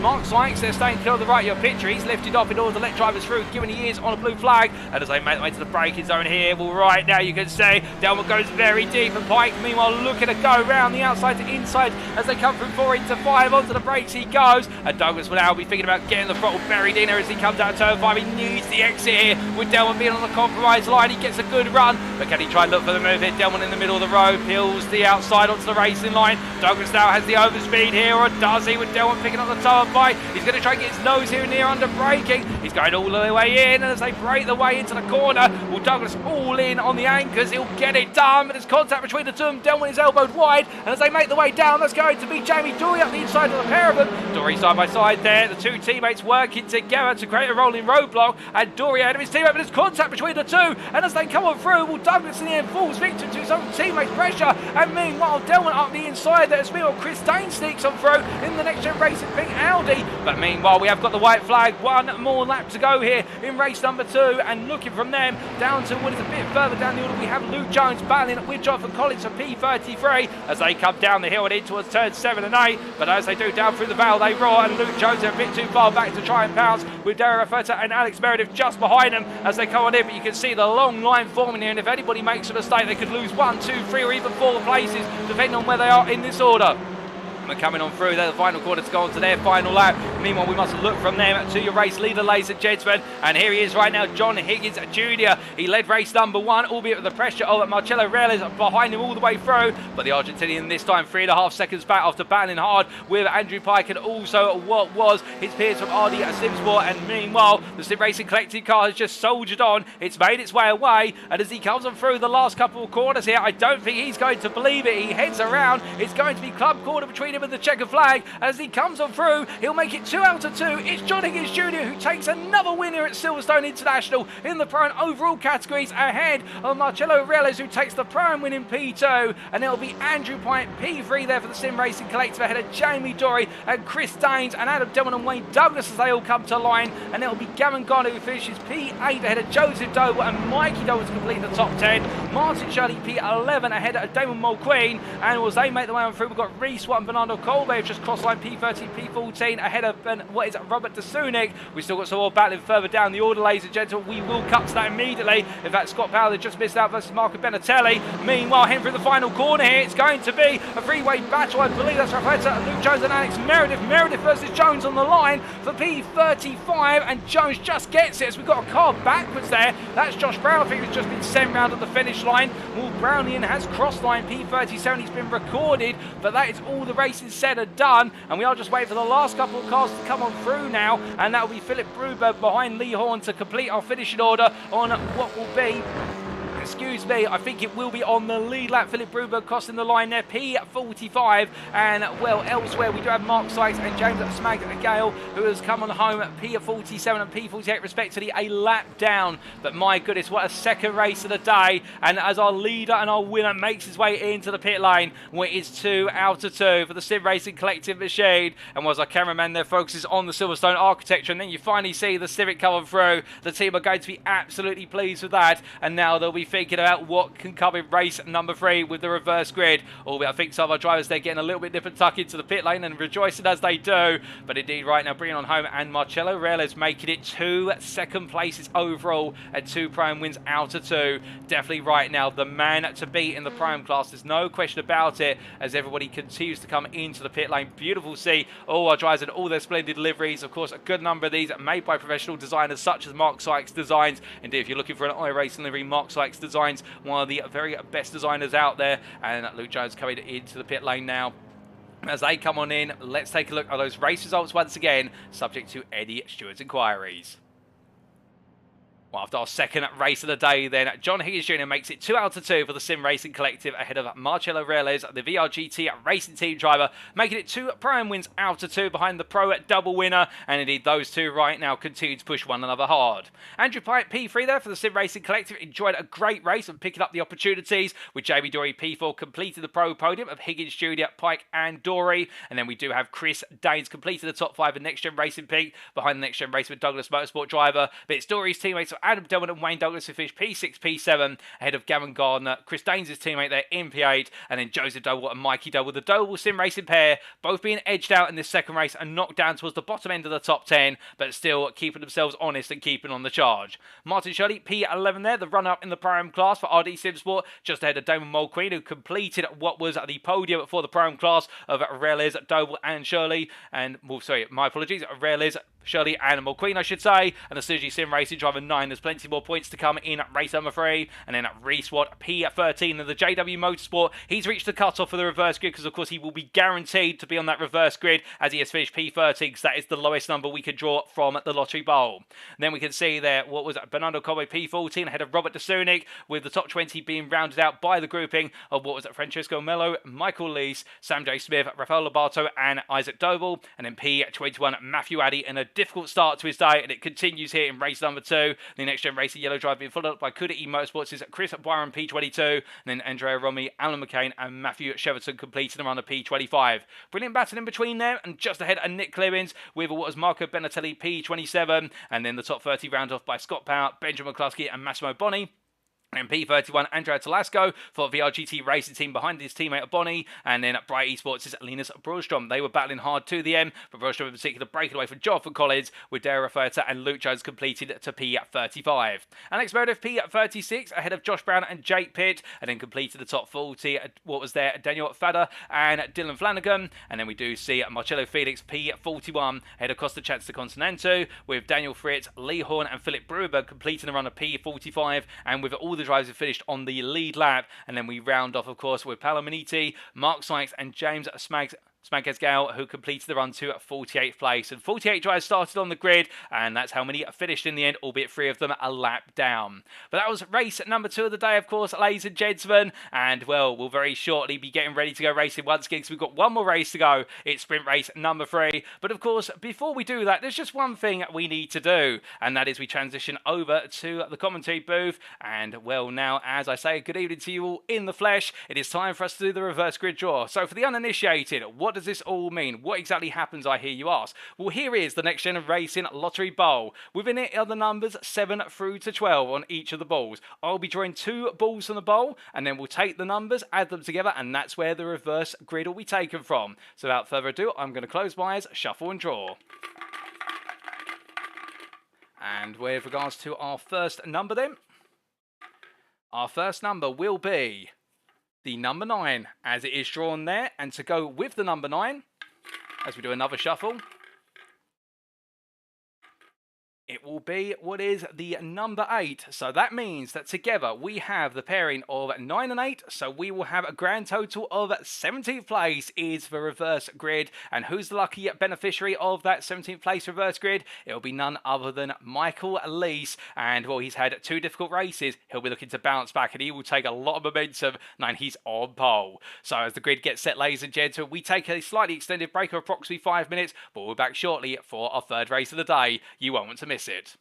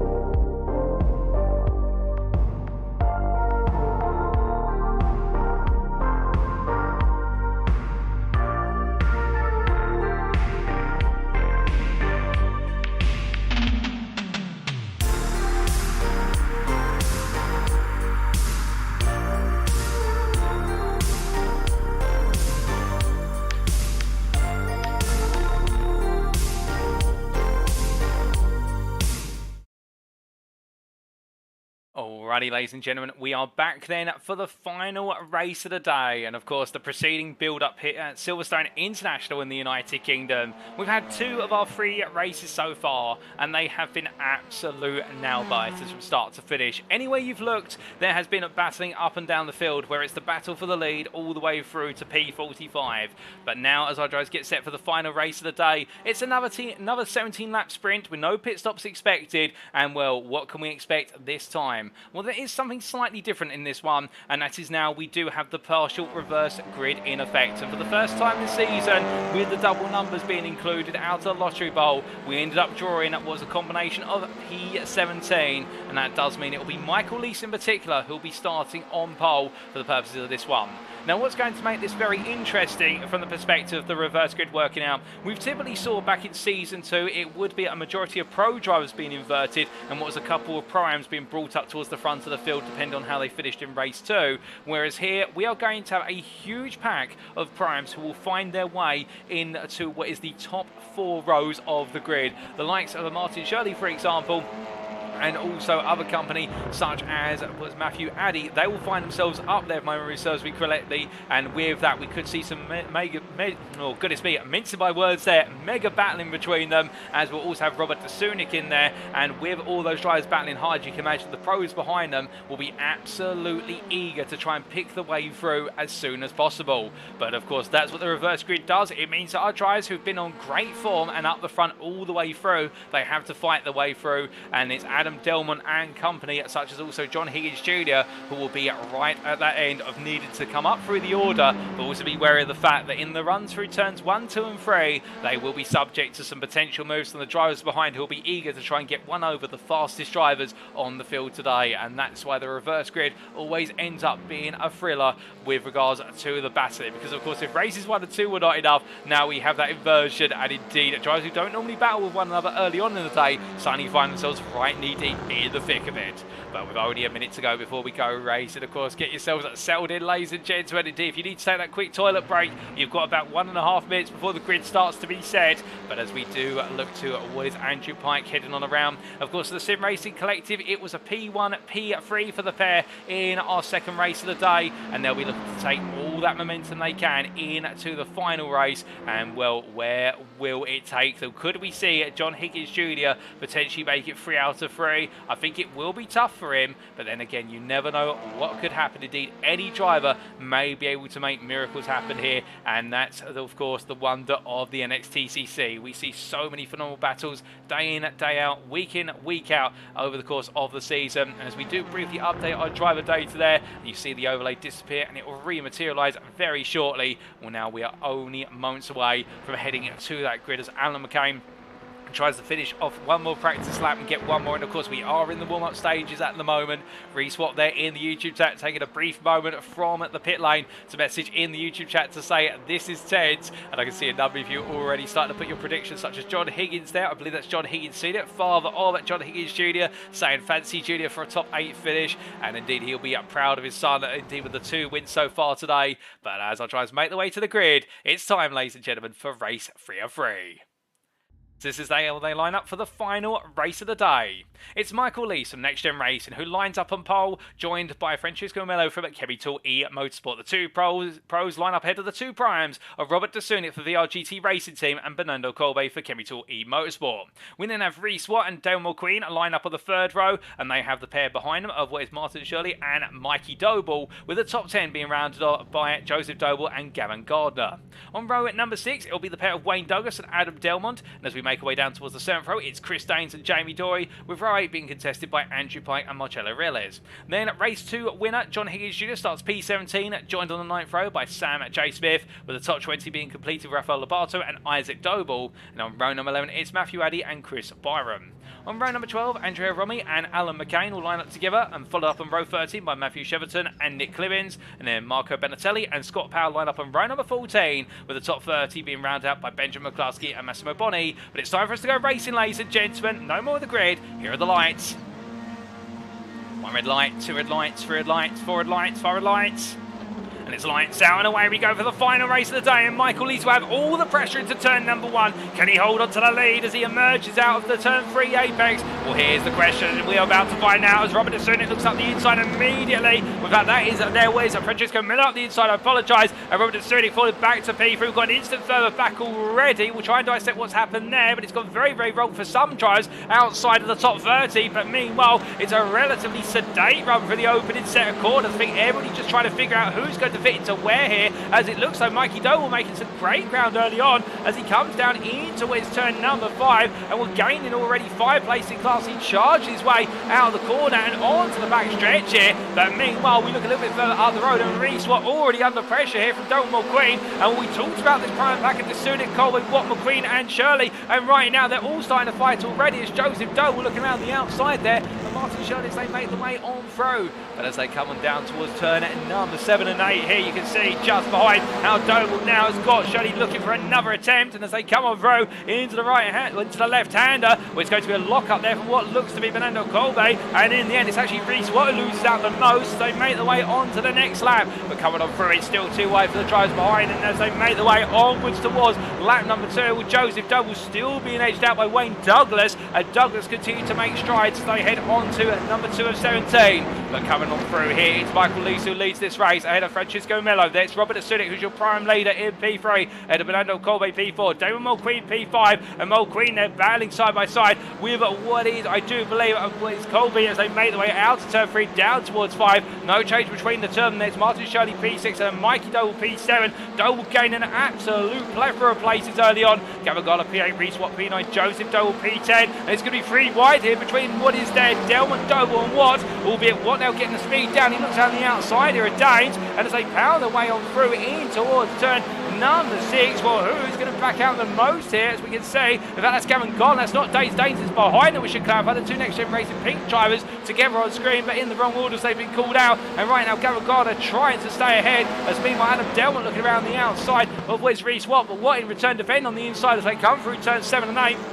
As they make the way out of the tricky chicane. Meanwhile, further back, we've got a car round, and that looks to be, I do believe, what is there? Robbie, who's made a mistake, or been knocked about a little bit in through turn 7 and 8. He drops a long way down the standings as he now brings himself back together, and that's cost a chance to Continental, meanwhile, who's also had a bit of knock as Andrea Rami tries to bring the car back together. But meanwhile, as we look from them up to a battle just a bit further up the road for P30, this is Mark Sykes. He makes his way onto lap number 3, the NXTGEN Racing blue driver, under pressure here from Philip Bruberg as he comes on through turn 1 in towards 3. They're coming on through and down towards the next braking zone. It's looking tight, but they calm down for a brief moment as Andreas Velasco still looking for a good move here, and well, I think he's going to be giving it quite comfortably there as Philip Bruberg goes overly deep and misses the apex entirely. But as they clear things up and head on down, well, it's going to be a bit of a move there up the inside by what's Spacegas Gale as they head through the right-hander turn number 5 and up towards 6, and the bright esports try here of Bruberg just owns a tough one in as he waits for another opportunity. It's the battle of the Civic versus the Elantra, but I think the Elantra is going to have the legs here to simply steer clear as they make the way in towards the next braking zone. Speaking of which, Sykes into Velasco on the inside, the 2 Audi drivers under braking, and Sykes is going to fall down to what will be P31, or is he? As he's still side by side there and fighting for his right to be on the inside towards turn number 7. Sykes going all in, he gets his elbows out, he's no stranger to doing that, and as they make the way through 7 and 8 to Alaska outside to inside, and he'll get the place covered on the Sykes there, finds the face full of the Audi in front of him. As they make the way on towards the next lap. Meanwhile, we look from them up to what is Damon Mulqueen, and Mulqueen into the wall, and that's at turn number 1 on the exit there. I think there's a bit more so that meets the eye. I think there may have been a bit of a tap, but that is going to upset his momentum. But speaking of turn 1 and incidents, well, only at the start of this race we had a major incident involving Jonathan Collins and Dario Riffietta, and here is the replay of what happened. Making the way into the opening corner. Well, in the end, Collins on the grass there on turn-in, and that led to a chain reaction of drives being picked up as a result of the incident. And well, unfortunate there for Collins. And indeed, I think just a little bit too much pace going wrong in the race. But then Dylan Flanagan involved in an incident a bit later as he came on through, and was he made his way through contact there with the Chemi Tool Motorsport machine, and that also caused a little bit of a further chain reaction. As then we do look to what happened to our driver into turn number 3. I think there was even more after that as they came on coming through the corner. In fact, I think that's just Constanzo getting a little bit too close for comfort to drive in front of him, but that's what happened on the opening set of corners. And well, as McQueen comes into the pit lane, we are very shortly going to, I think, get a replay of what happened to McQueen on the lap. In fact, we're not going to get a replay in the end. Unfortunately, we don't have that queued up, but McQueen's race in tatters. But meanwhile, looking at these live pictures, indeed right now inside the top 10 for drivers who races are still ongoing and active. Well, Martin Shirley here, currently in P5 for RD Simsport, defending versus Gavin Gardner. And meanwhile, Adam Delmont coming through on the inside, who's got to be boxed in. And the two Honda drivers here, whilst they may not be teammates, working together to make sure that Gardner can't make progress.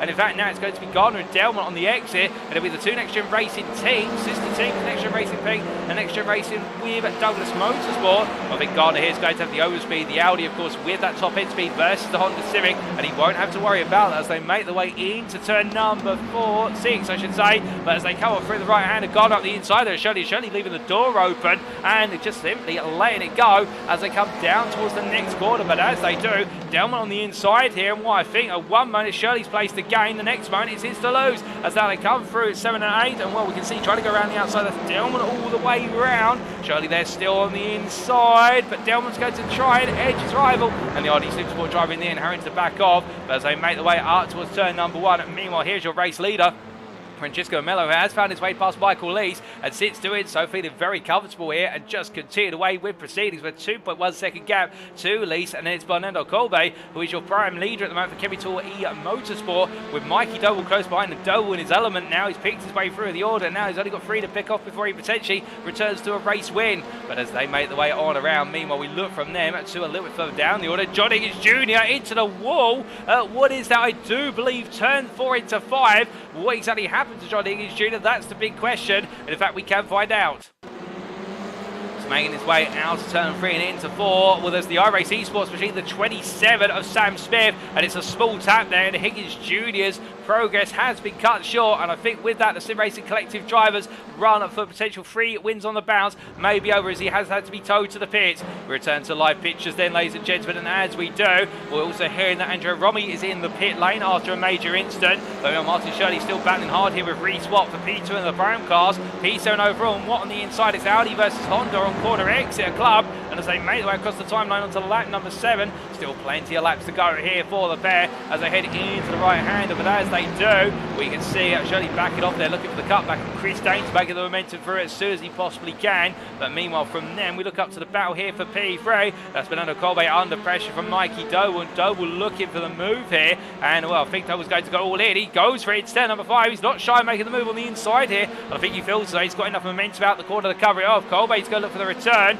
as they make their way down the back straight. It's going to be a Lantra on a Lantra as they head on down, and Doble makes his move, defends the inside, and now Colbe makes to look around the outside here. Well, Doble leaving it late, but just at the right time. Colbe tries to switch back, there's a bit of contact, Colbe not there, two-way contact between Colbe and Doble. Both drivers go deep, and Colbe goes wide. He looks to rejoin shortly, but Mikey Doble there with Colbe coming back on. It's going to be too wide, Doble goes all in. They're absolutely grinning back, and they've come together once again, and as they do, Doble across the road. It's all gone wrong for what is that, I do believe, Gavin Gardner, who's lost the front end of the Audi. Well, I think Doble and Colbe will be getting a call to the stewards room after this one. That made me feel a bit reminiscent of Plato and Matt Neal from the Super Touring days. But as they make their way on towards another lap here, Gavin Gardner now, we can see the damage on the car, and that's Adam Delmont immediately trying to pounce here. And I think Gardner will be absolutely fuming at the fact he's had the front end wiped off his Audi, and he was literally just in the wrong place at the right time. But as they make their way down into turn number 3, it's going to be 3 wide. That's Daines on the inside of Delmont and Gardner on the outside.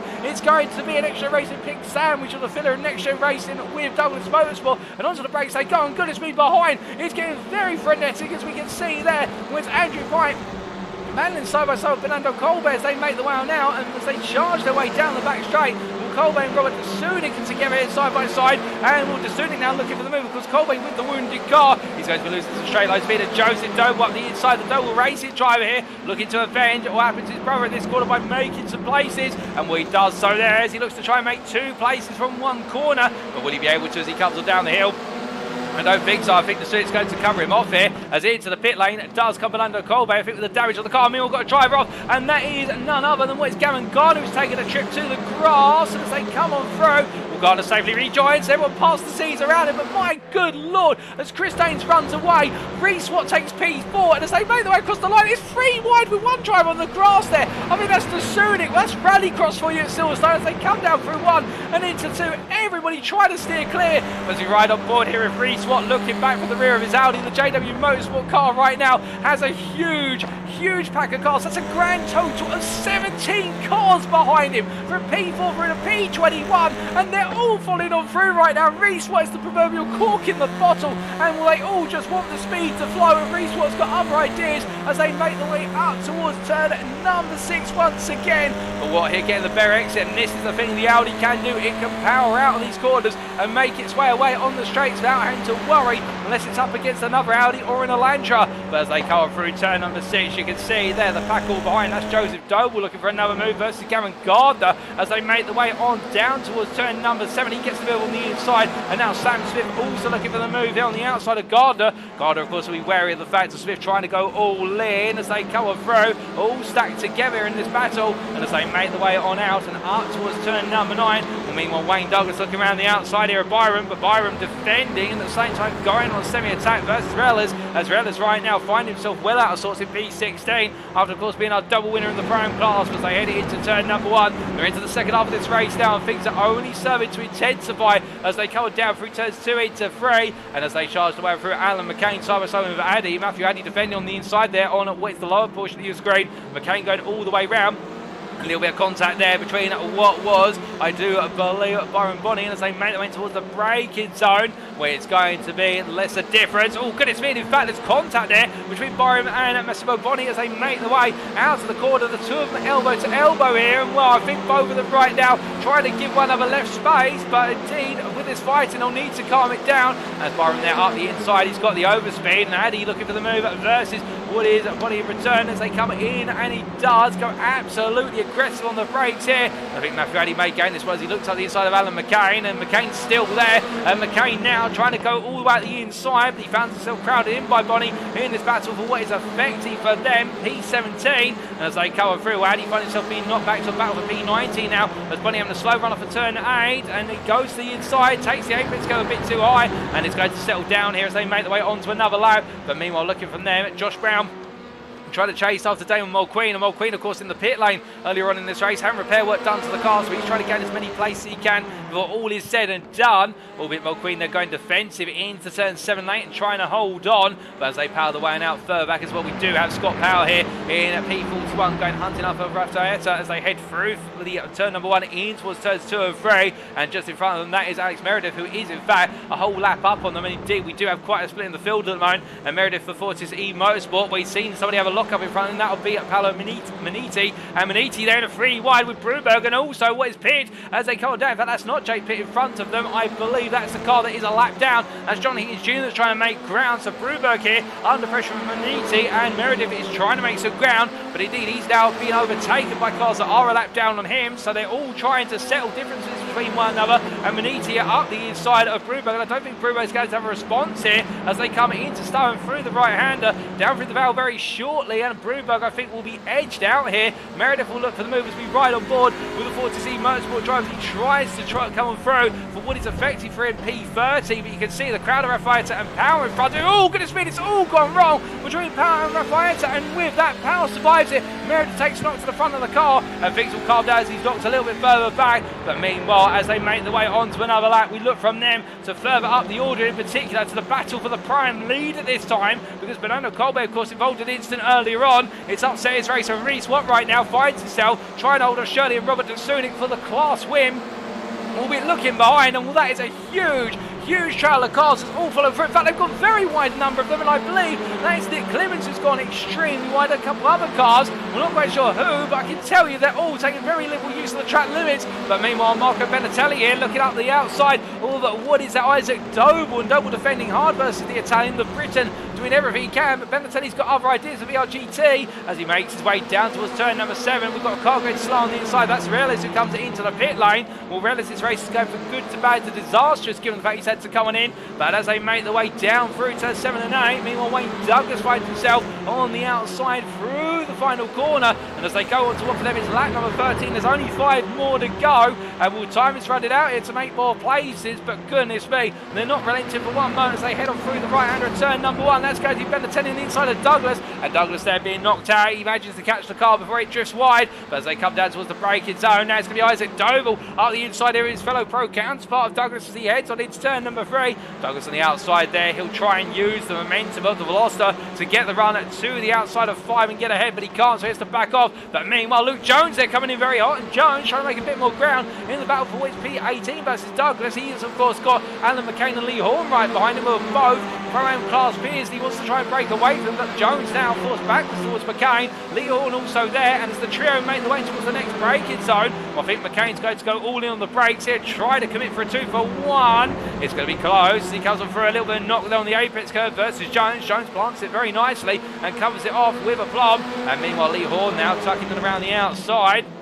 And this is to try and set up the cutback, of course, from outside to inside through turn 7 into 8. But he doesn't quite get it. In fact, he goes a bit high in the apex curve. McCain is made to go a little bit deeper with the contact between the two of them. Horn's still there, but McCain will hold this as they make the way to the line. And now coming on through, 3 more to go for them. As with 4 more to go for them, we should do the maths right. And as they make the way towards turn number 1, we look from them to a bit further up the road into Sam Smith, who's battling right now for P9 and P10 versus, what is there, Robert DeSunic. And well behind, they do have both Joseph Doble and Garrett Garner, but Smith up the inside here of DeSunic in to the right-hander, turn number 5. DeSunic goes deep, and when it looks so there, the Pro-Am driver is going to be pushed a little bit down in this group as they make the way on the back straight.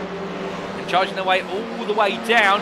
Meanwhile, from them to just up the road, Adam Delman versus Jamie Dory in the battle for P4. And, well, in fact, that's Andrew Pike. Then we should correct ourselves versus Delman, not Dory. And as they come through the right-hander, well, it's going to be Pike who gets ahead in the Black Sim Racing Collective Type R versus the NXTGEN Racing Type R as they make the way to turn number 7. And then behind, will Doble here ahead of Samson for Garrett Gardner. He stays there with Reese Watt, Martin Shirley a little bit further up from them. And behind, we've got the long train of cars here that's all being led by Rafael Lobato in the battle for P15, the Capital E Motorsport driver, and doing everything to carry on. As we see a flash of lights there for Benatelli, where he's trying to get in the mind of Lobato as they make their way across the timeline. And we'll 3 more on the cars now as they make the way into the opening corner. McCain at the back of this group. Oh, goodness me, McCain drifting as he catches the car there, so close to the back of Luke Jones. And for these two right now, I think that battle for P8 in the Pro-Am class is becoming ever more personal as they come onto the brakes. We ride on board with the 212 machine for iRacing Esports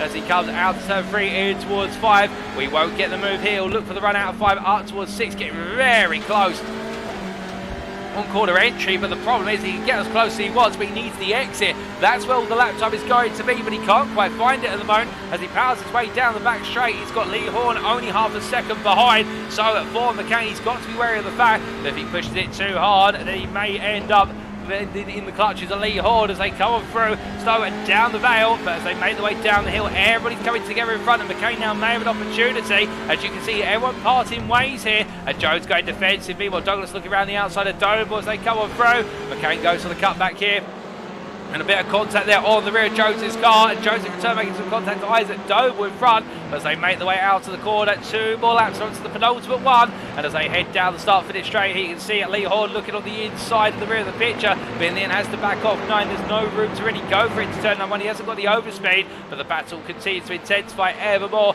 and this is of course the battle for P15 all the way down to what is P21. It's a pack of 7 drivers, and they're all itching to be inside that top 20. But as they come on through and down towards turn number 5, meanwhile Mathew Addy here battling with Andrea Talasco as they head up towards the braking zone. Addy on the inside of turn number 5 gets it done there. Talasco not really having a response, going overly deep into the right-hander. But as he heads on down the back straight, meanwhile we look to your race leader. And here is Francisco Mello, who right now goes into the final lap. The white flag is out here for the Capital E Motorsport driver. Michael Lees is behind. He's gaining gradually as Michael Lees, albeit the gap standing at 5 seconds. And I don't think there's going to be any sign of Mello being caught at this point unless he makes a critical error late on in the day. And to put it in perspective, here is Michael Lees. And we have Chris Days and Jamie Dory who are closing up on one another little by little, but they are some way back. But as we meanwhile look from them, we have had Talasco coming into the pit lane. In fact, he is a retirement for Talasco, and that's going to drop him further down the order. It means a lot of drivers will gain a place in the racing order. But as we continue to watch here, the battle for being inside the top 20 range on Alan McCain in the last of the top 20 places. We'll head on through turns 2 and 3. Looking for a potential move is behind him Lee Horn. I don't think Horn's going to be able to find it. McCain can't find it either, but as they head on around, well, meanwhile, we must look from them to your race leader once again, ladies and gentlemen, as we do get the feed to him. And, well, it was a reverse grid to be saved for Francesco Millo, and after a great start and a little bit of battling between him and other drivers around, the Kerry 2E Motorsport driver has survived it all. It won't be 3 wins for John Higgins Jr. today, but it'll be 2 for him and 1 for Francesco Millo as he comes to the line and takes his inaugural win as he makes way across the line there. What was in the end 5 seconds clear of Michael Lees and NXTGEN Racing, and then it will be Chris Daines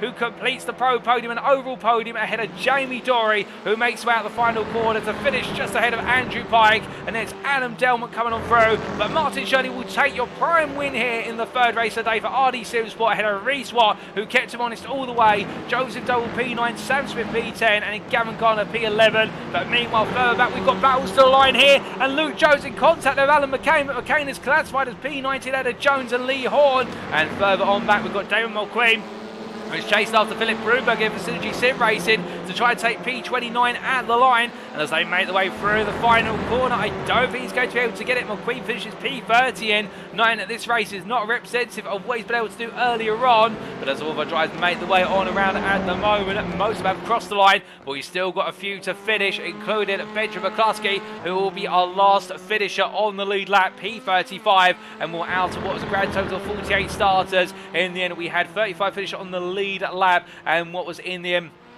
13 finish a lap down or more. But as we see our drivers calling their heels now with regards to the racing, into the pit lane comes Francesco Millo, and he'll be absolutely happy with the fact that he's been able to pick up a win here in the reverse grid finale of round number 1. Michael Lees and Chris Daines behind. They'll take the podium with open arms. And well, what about this for Martin Shirley in the end, battling hard to take the win in the Prime class. The number 5 from RD Simsport, absolutely pleased as punch for that one. The team will be as well, as they all come through with Reece Watt just behind him in the end. And then Robert Dasunik rounding off the podium in the Prime class, albeit with some damage on the car, as I think some of our drivers there getting a little bit frisky with one another, making their way into the pit lane. So congratulations to all of our podium finishers, in particular, and Robert Dasunik, of course, round off that pro and podium. But as our drivers now cool themselves down, we take a look at those race results, subject to any stewards' inquiries.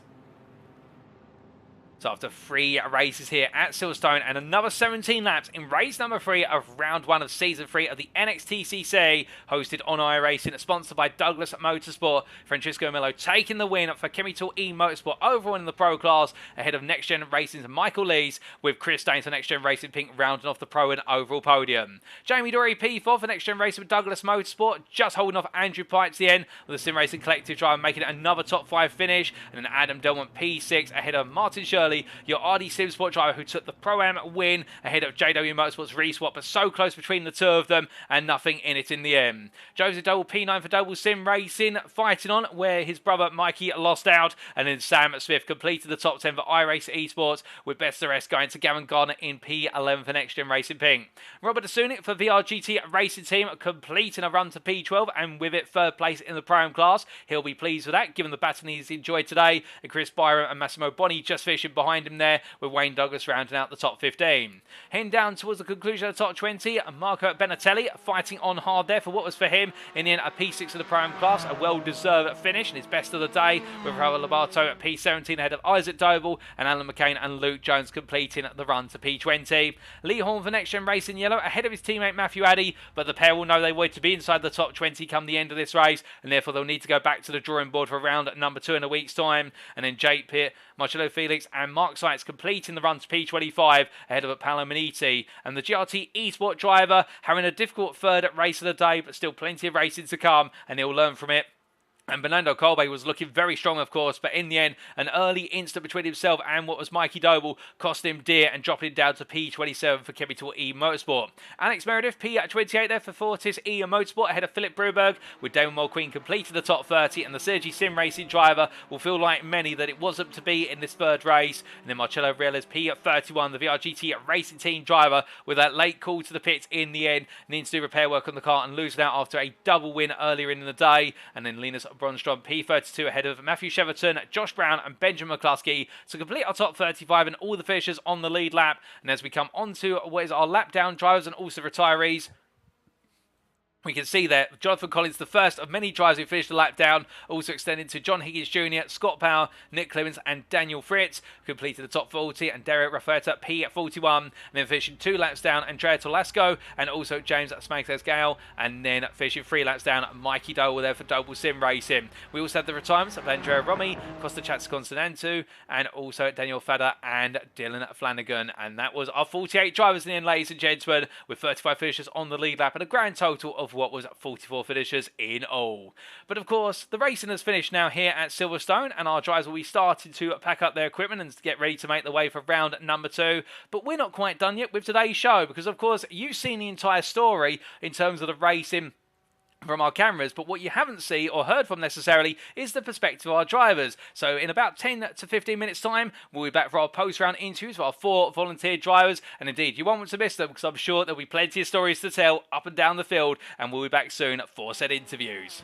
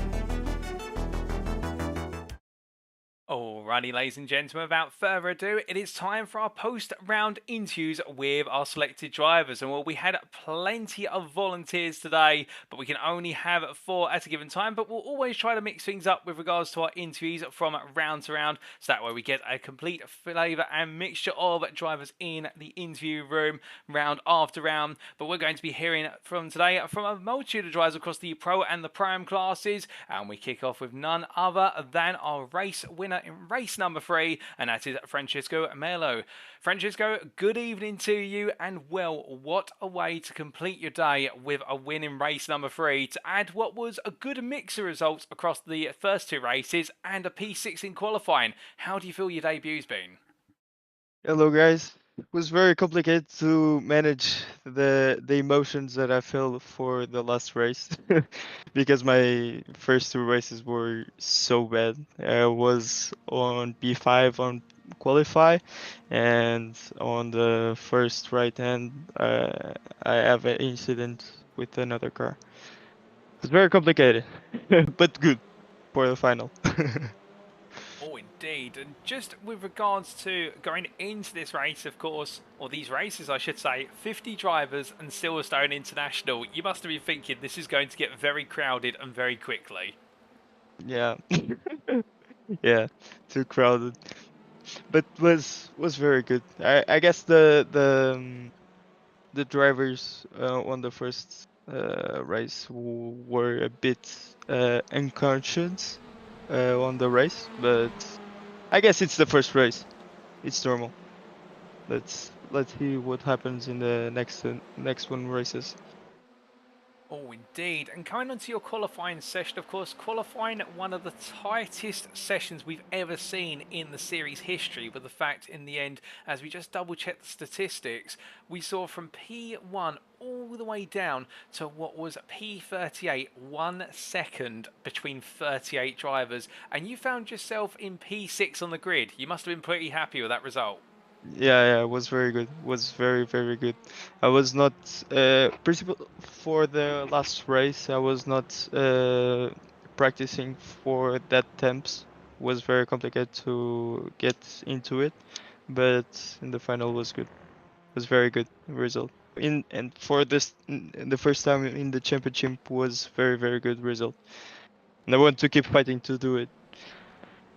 Oh, indeed. And well, race 1 was a bit rough for yourself, a P22 finish, as you described earlier. But race number 2, you started to bounce back a little bit and finished P16 overall in the end. It seems as though you were building a bit, but were you thinking about that reverse grid as you made your way up the order? I was not thinking about the reverse grid. I was trying to make the best result as possible from the P22, and I was thinking for the last race to see if I could get to P10, and yeah, was very good the reverse grid for me because P2 for the start was amazing. Oh, indeed. And starting P2 on the grid for race number 3, it looked as though after some early battling, you took the lead and you just ran away with it. Were your team saying to you, just run, Francisco, run, don't look back?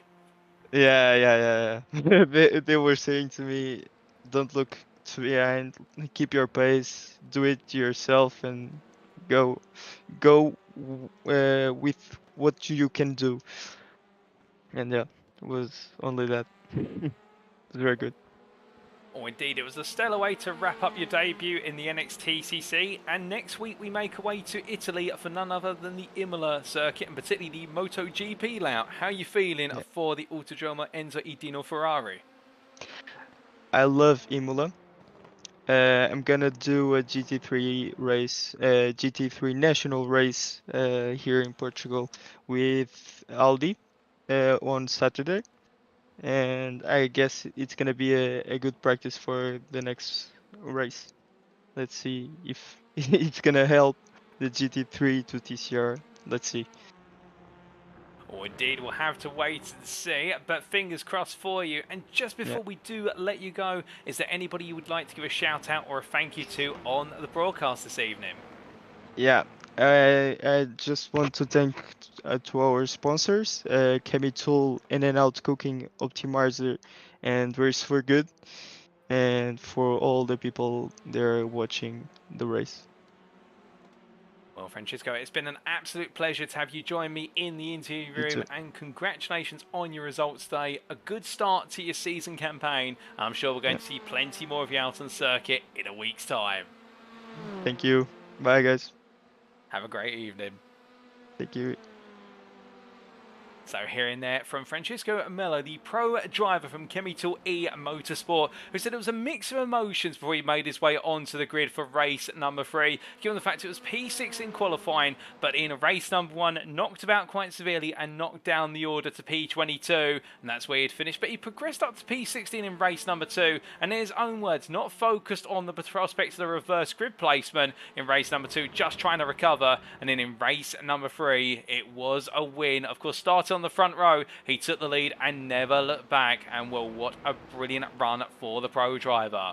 But of course, that's one of our 4 interviewees for today. Now, as we come on to our second interviewee, it'll be none other than Damon Mulqueen, who gets ready to join me very shortly. And well, for Mulqueen, it was a very different day, as he was knocked down the order from his initial 2P3 finishes to find himself at P19 come the end. And well, as we get ready for him to join me in the interview room, we're going to hear his story. There's no doubt about it. But as he gets ready, we also do want to remind you that if you haven't subscribed to the media platforms you're tuning in on, do so in order to stay up to date. But as he joins me now, Damon, good morning to you, I believe, and where you are in the world. It's very early hours, but it's good to have you here with me, and what a race or set of races you've had today. 2 P3s and a P19 to round off, and P3 in qualifying as well. It must have been a relatively good start to your season. Yeah, it wasn't too bad of a start to the season. Race 3 is a bit of a, how you doing?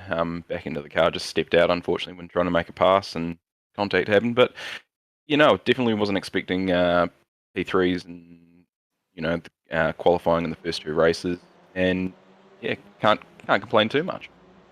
Oh, indeed. Now, racing in the Pro-Am class, we saw yourselves, and well, when I say yourselves, not just yourself, but also the likes of Martin Shirley, Reese Watt, and Chris Byram, mixing things up with the pros in the outset. The Silverstone circuit seemed to lend itself to be more about finding a couple attempts, or indeed a couple hundredths in qualifying, and P13 on the grid for yourself in amongst the pros of the Pro-Ams. How do you feel your qualifying session went? I felt like I could have got a wee bit more out of qualifying. Part of that was just due to me still being half asleep, and to be honest, I still kind of am. Just due to the early morning situation over here in New Zealand. So, there was a wee bit of traffic due to iRacing things and me being a billion light years across the face of the Earth from the server. I can't go out when I want. I sort of get stuck sitting for about 30 odd seconds or so before I can actually get on track. So, I've just got to deal with the cards the way they're dealt. Sometimes there's a bit of traffic, sometimes there isn't. Just part of the game, and you just got to, deal with it, basically. Oh, indeed. And, well, whilst it wasn't the perfect lap, you dealt with it well. And starting on the 7th row of the grid, and, well, race number 1 that seemed to be one where everyone was trying to acclimatise to what was the other driver do around them. How was it for you in the run down through turns 1 through 3? Because it looked very tight. That's a good question. I don't really remember the first lap in the first race too much. Yeah, as you said, there's a lot of acclimatizing to racing around new drivers, and that was definitely what was going on with me. Basically, I'd say 97% of the drivers here I've never raced against before. So we've just got to build up, who you can trust to drive around, go around the outside and stuff like that, and how close you can get. Because I've also got to factor in that net code as well, because that could turn around and bite over myself or whoever I'm racing, or who knows how many others behind, depending on where on track that it happens. So, we just got to work that out and, try and play it safe while just also trying to be aggressive as well. Oh, indeed. And in playing it smart in race number 1, race 2 saw you once again finish P12 from a P12 start and equating to another podium in the Pro-Am class. So 2 podiums back to back. Were you starting to feel a bit more, I don't know, perhaps the momentum's going for a triple podium in race number 3 at that point? It was definitely felt like I could possibly go for a triple podium. It was just going to depend on the pace difference between sort of, us quicker Pro-Am drivers and the pros. It's, you know, sort of, I've got to take it as the acclimatizing with the netcode factor in as well, because, again, as I said, I've never raced against the majority of these people before. So yeah, it felt like it was definitely on the cards, and unfortunately, as I said before, going in to make a pass into turn one, the back end just stepped out, and that was basically all she right there, and then it was just about a bit of a recovery to try and salvage what points I could. Well, indeed, and in that recovery, of course, spending more and more time behind the wheel of the Hyundai Elantra, and I have to ask, why choose the Korean machine specifically?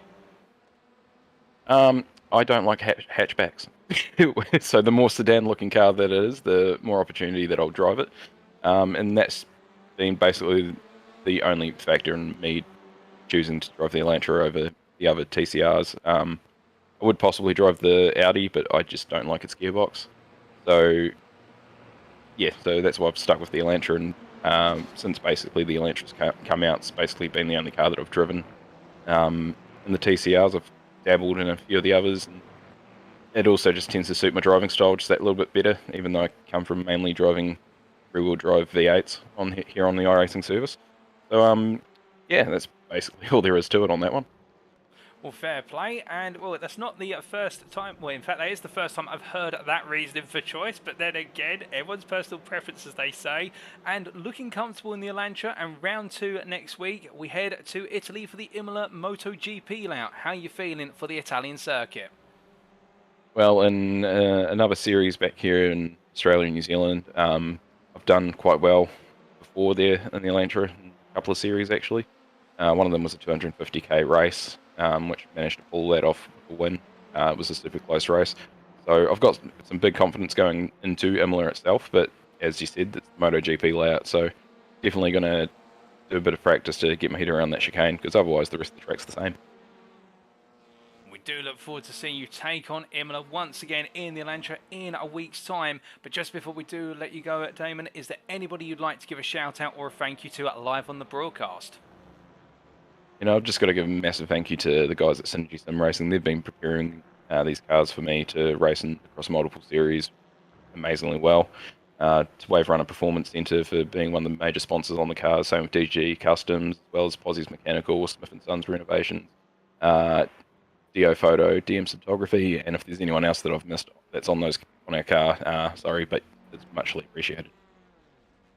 Well, Damon, it's been an absolute pleasure to have you in the interview room. Congratulations on your double podium, and commiserations for it not quite working out in race number 3, but still plenty of racing to go, and we look forward to seeing you in Italy in a week's time.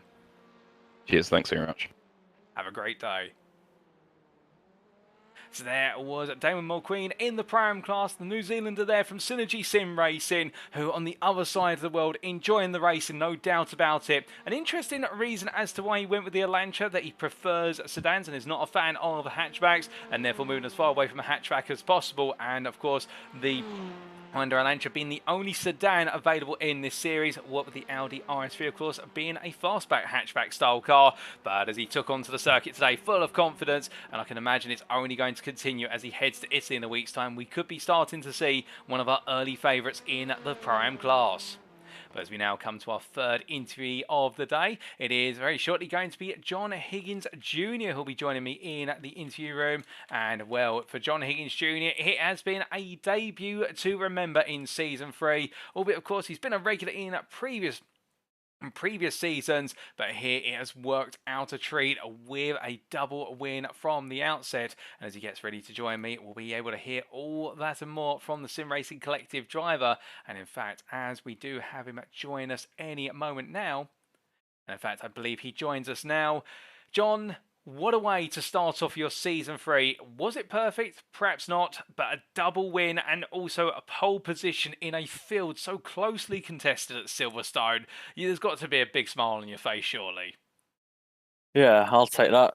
I wasn't expecting to put it on pole in qualifying, but I was towing my teammate around for the whole session, and the car just came to me really, and I think it was on my second to last lap I put the pole time in, so I was happy with that. Oh, indeed. And in a qualifying session that was so tight, we saw the Honda Civic quite strong out there in qualifying. But why for you have you gone for the Honda Civic? We've typically seen you as an Elantra driver.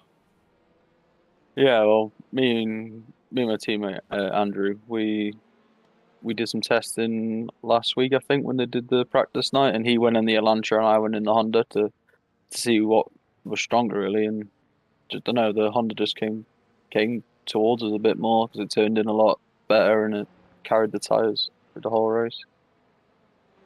Oh, indeed, and having that capacity with the rotation in particular in the Honda, we got to see in race number 1 you really put to the test from the outset with the fact that you did have the Argentinian chasing after you in the Pro-Am class, and his name does escape me for a brief moment, but you're under a lot of pressure in race 1. Just take us through how that felt from your perspective, as it was Marcelo Reles who was hunting you down. Yeah, race 1 was mental. I think that's probably the most offensive I've ever had to drive on this game before, but yeah, every corner he just wanted to go for it. So I was hoping that Douglas and all that behind would catch up to maybe try and put some moves on him so I could break away. But fair play to him, he did stay on the back of me for the whole race. So. Oh, indeed, and holding them off to the finish in the end, and then going into race number 2, of course, the pressure beyond between the two of you once again, but it looked as though you were able to break away early. Meanwhile, Reles was forced to fight backwards. Yeah, seeing that in my rearview mirror released a lot of stress off me, considering what race 1 was like. But yeah, I just hit my marks really and kept banging in the lap times and seeing the gap increase. It wasn't until the last 2 laps where I can't remember his name now, but P2, he was clear from P3, so I just let off, so I didn't make any mistakes, so he couldn't catch. So.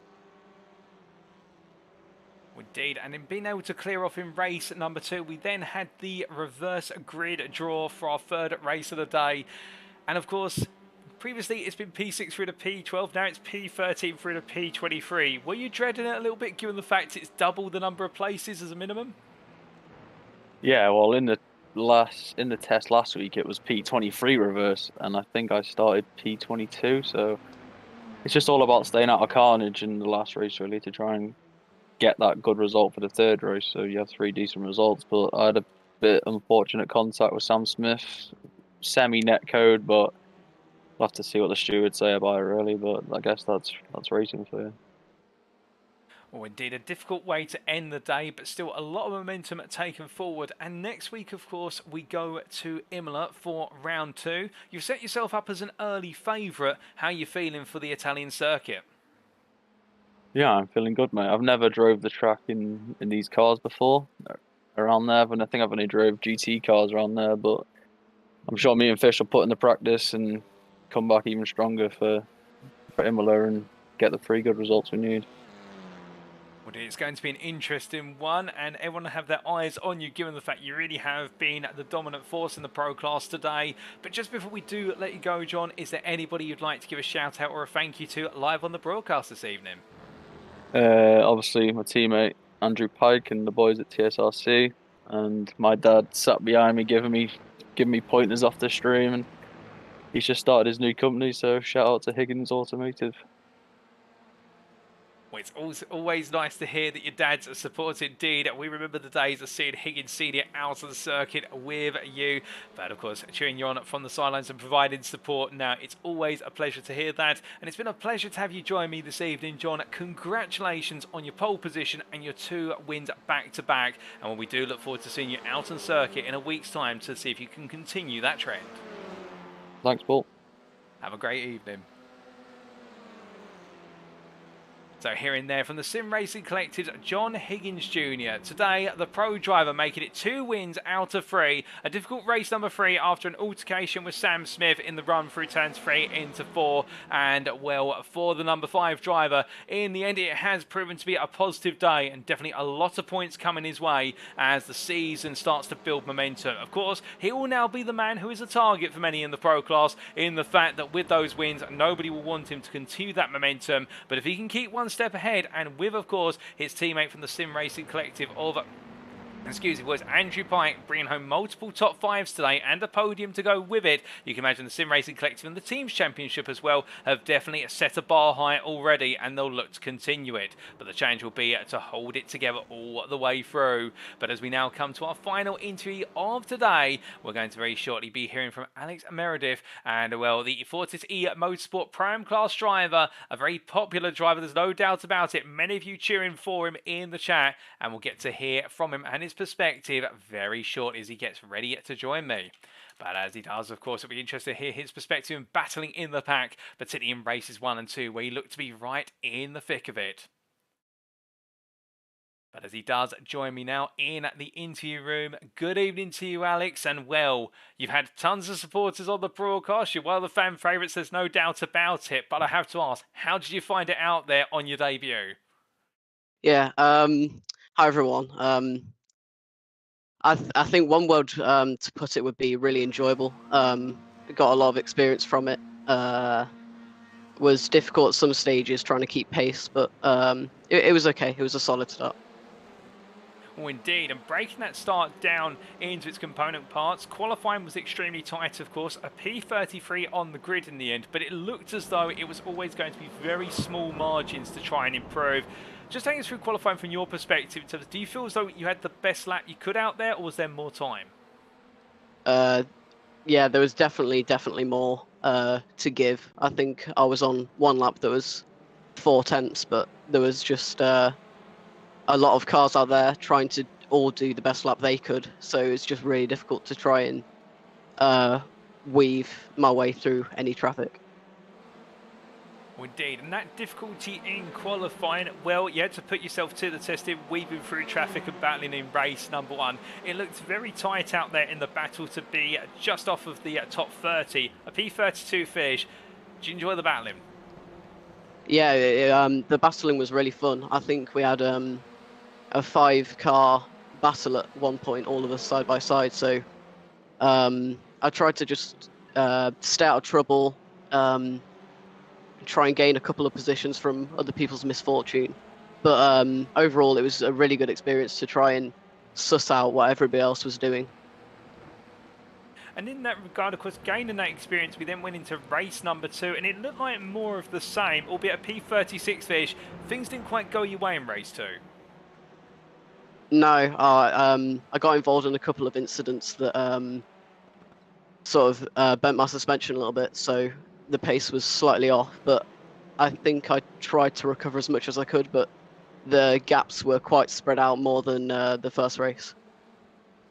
Oh, goodness me. And then going into race number 3, it seems as we're looking at some of the replay pictures at the moment, a bit more knocking about between yourself and other drivers. Of course, the last race of the day always gets a bit frantic, but you definitely felt a few bruises.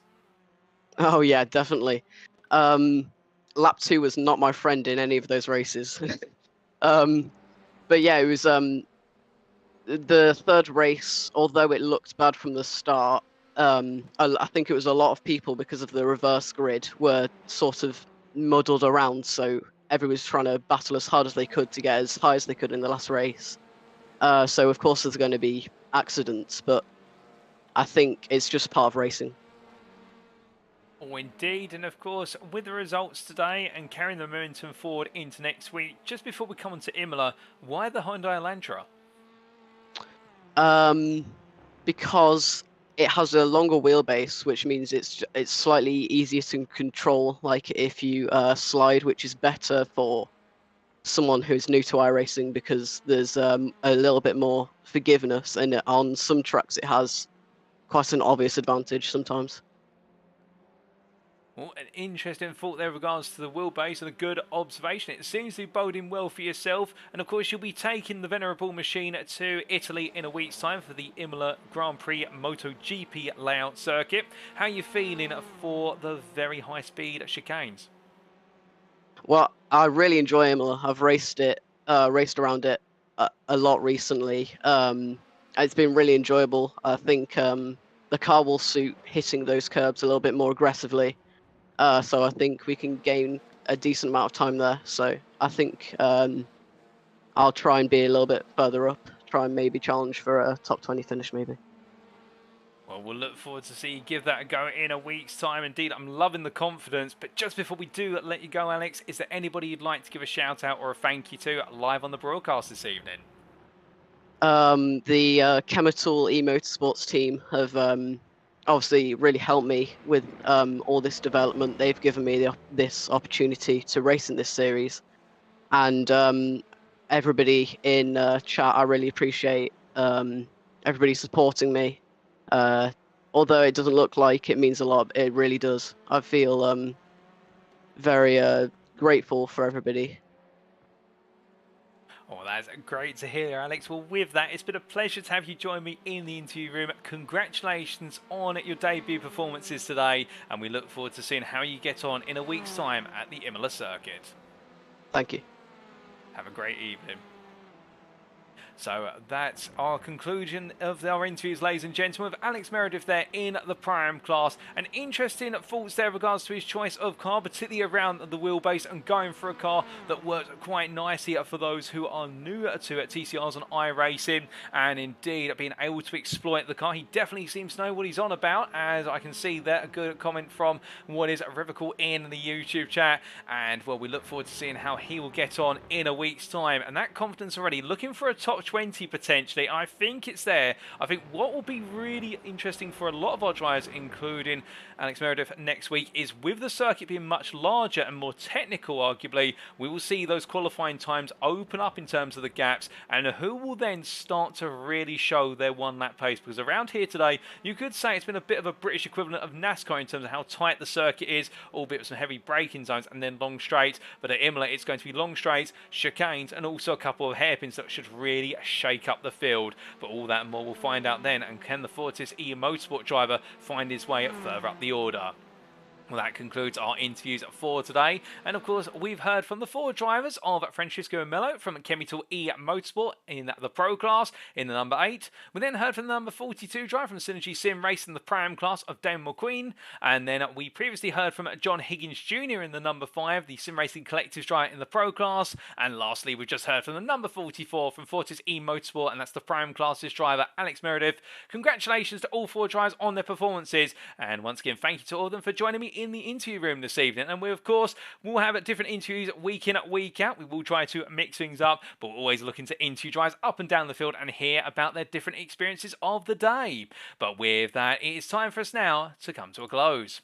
Thank you very much for watching, ladies and gentlemen, and if you have enjoyed today's show and you want to know more about the Next Gen Racing community, where it's a series on iRacing, our set of course the competition, alternatively you want to know a little bit more about us on both the virtual and real motorsporting circuit, well, firstly, why not head to our official website, and that be found at nextgenracing.co.uk, and indeed it appears on screen now, the home of clean and fair sim racing for all. We've been running leagues on a successful basis for the last 16.5 years on both PC and console, and indeed we continue to go from strength to strength year in, year out, and well, the story of many of our series, including the NXTCC and also the GT3 League, runs on, and indeed more seasons to come. But if you don't necessarily want to go to our website, you're of course very welcome to follow us on Facebook. You can go to facebook.com/groups/NextGen Racing. We'd also like to take this moment to give a big thank you to our sponsors for this series, and those are Douglas Motorsport and their web address www.douglasmotorsport.com,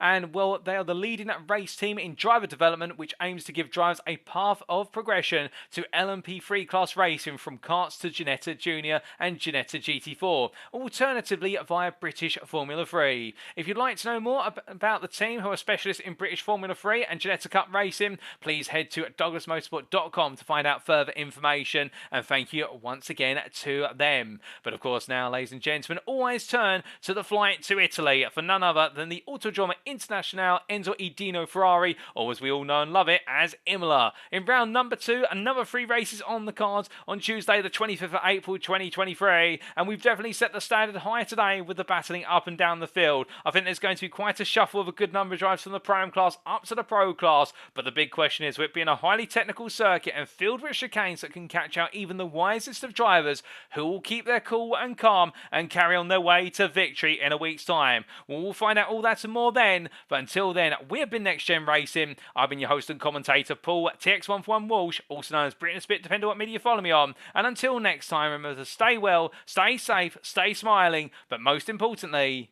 remember to stay on track. Good night.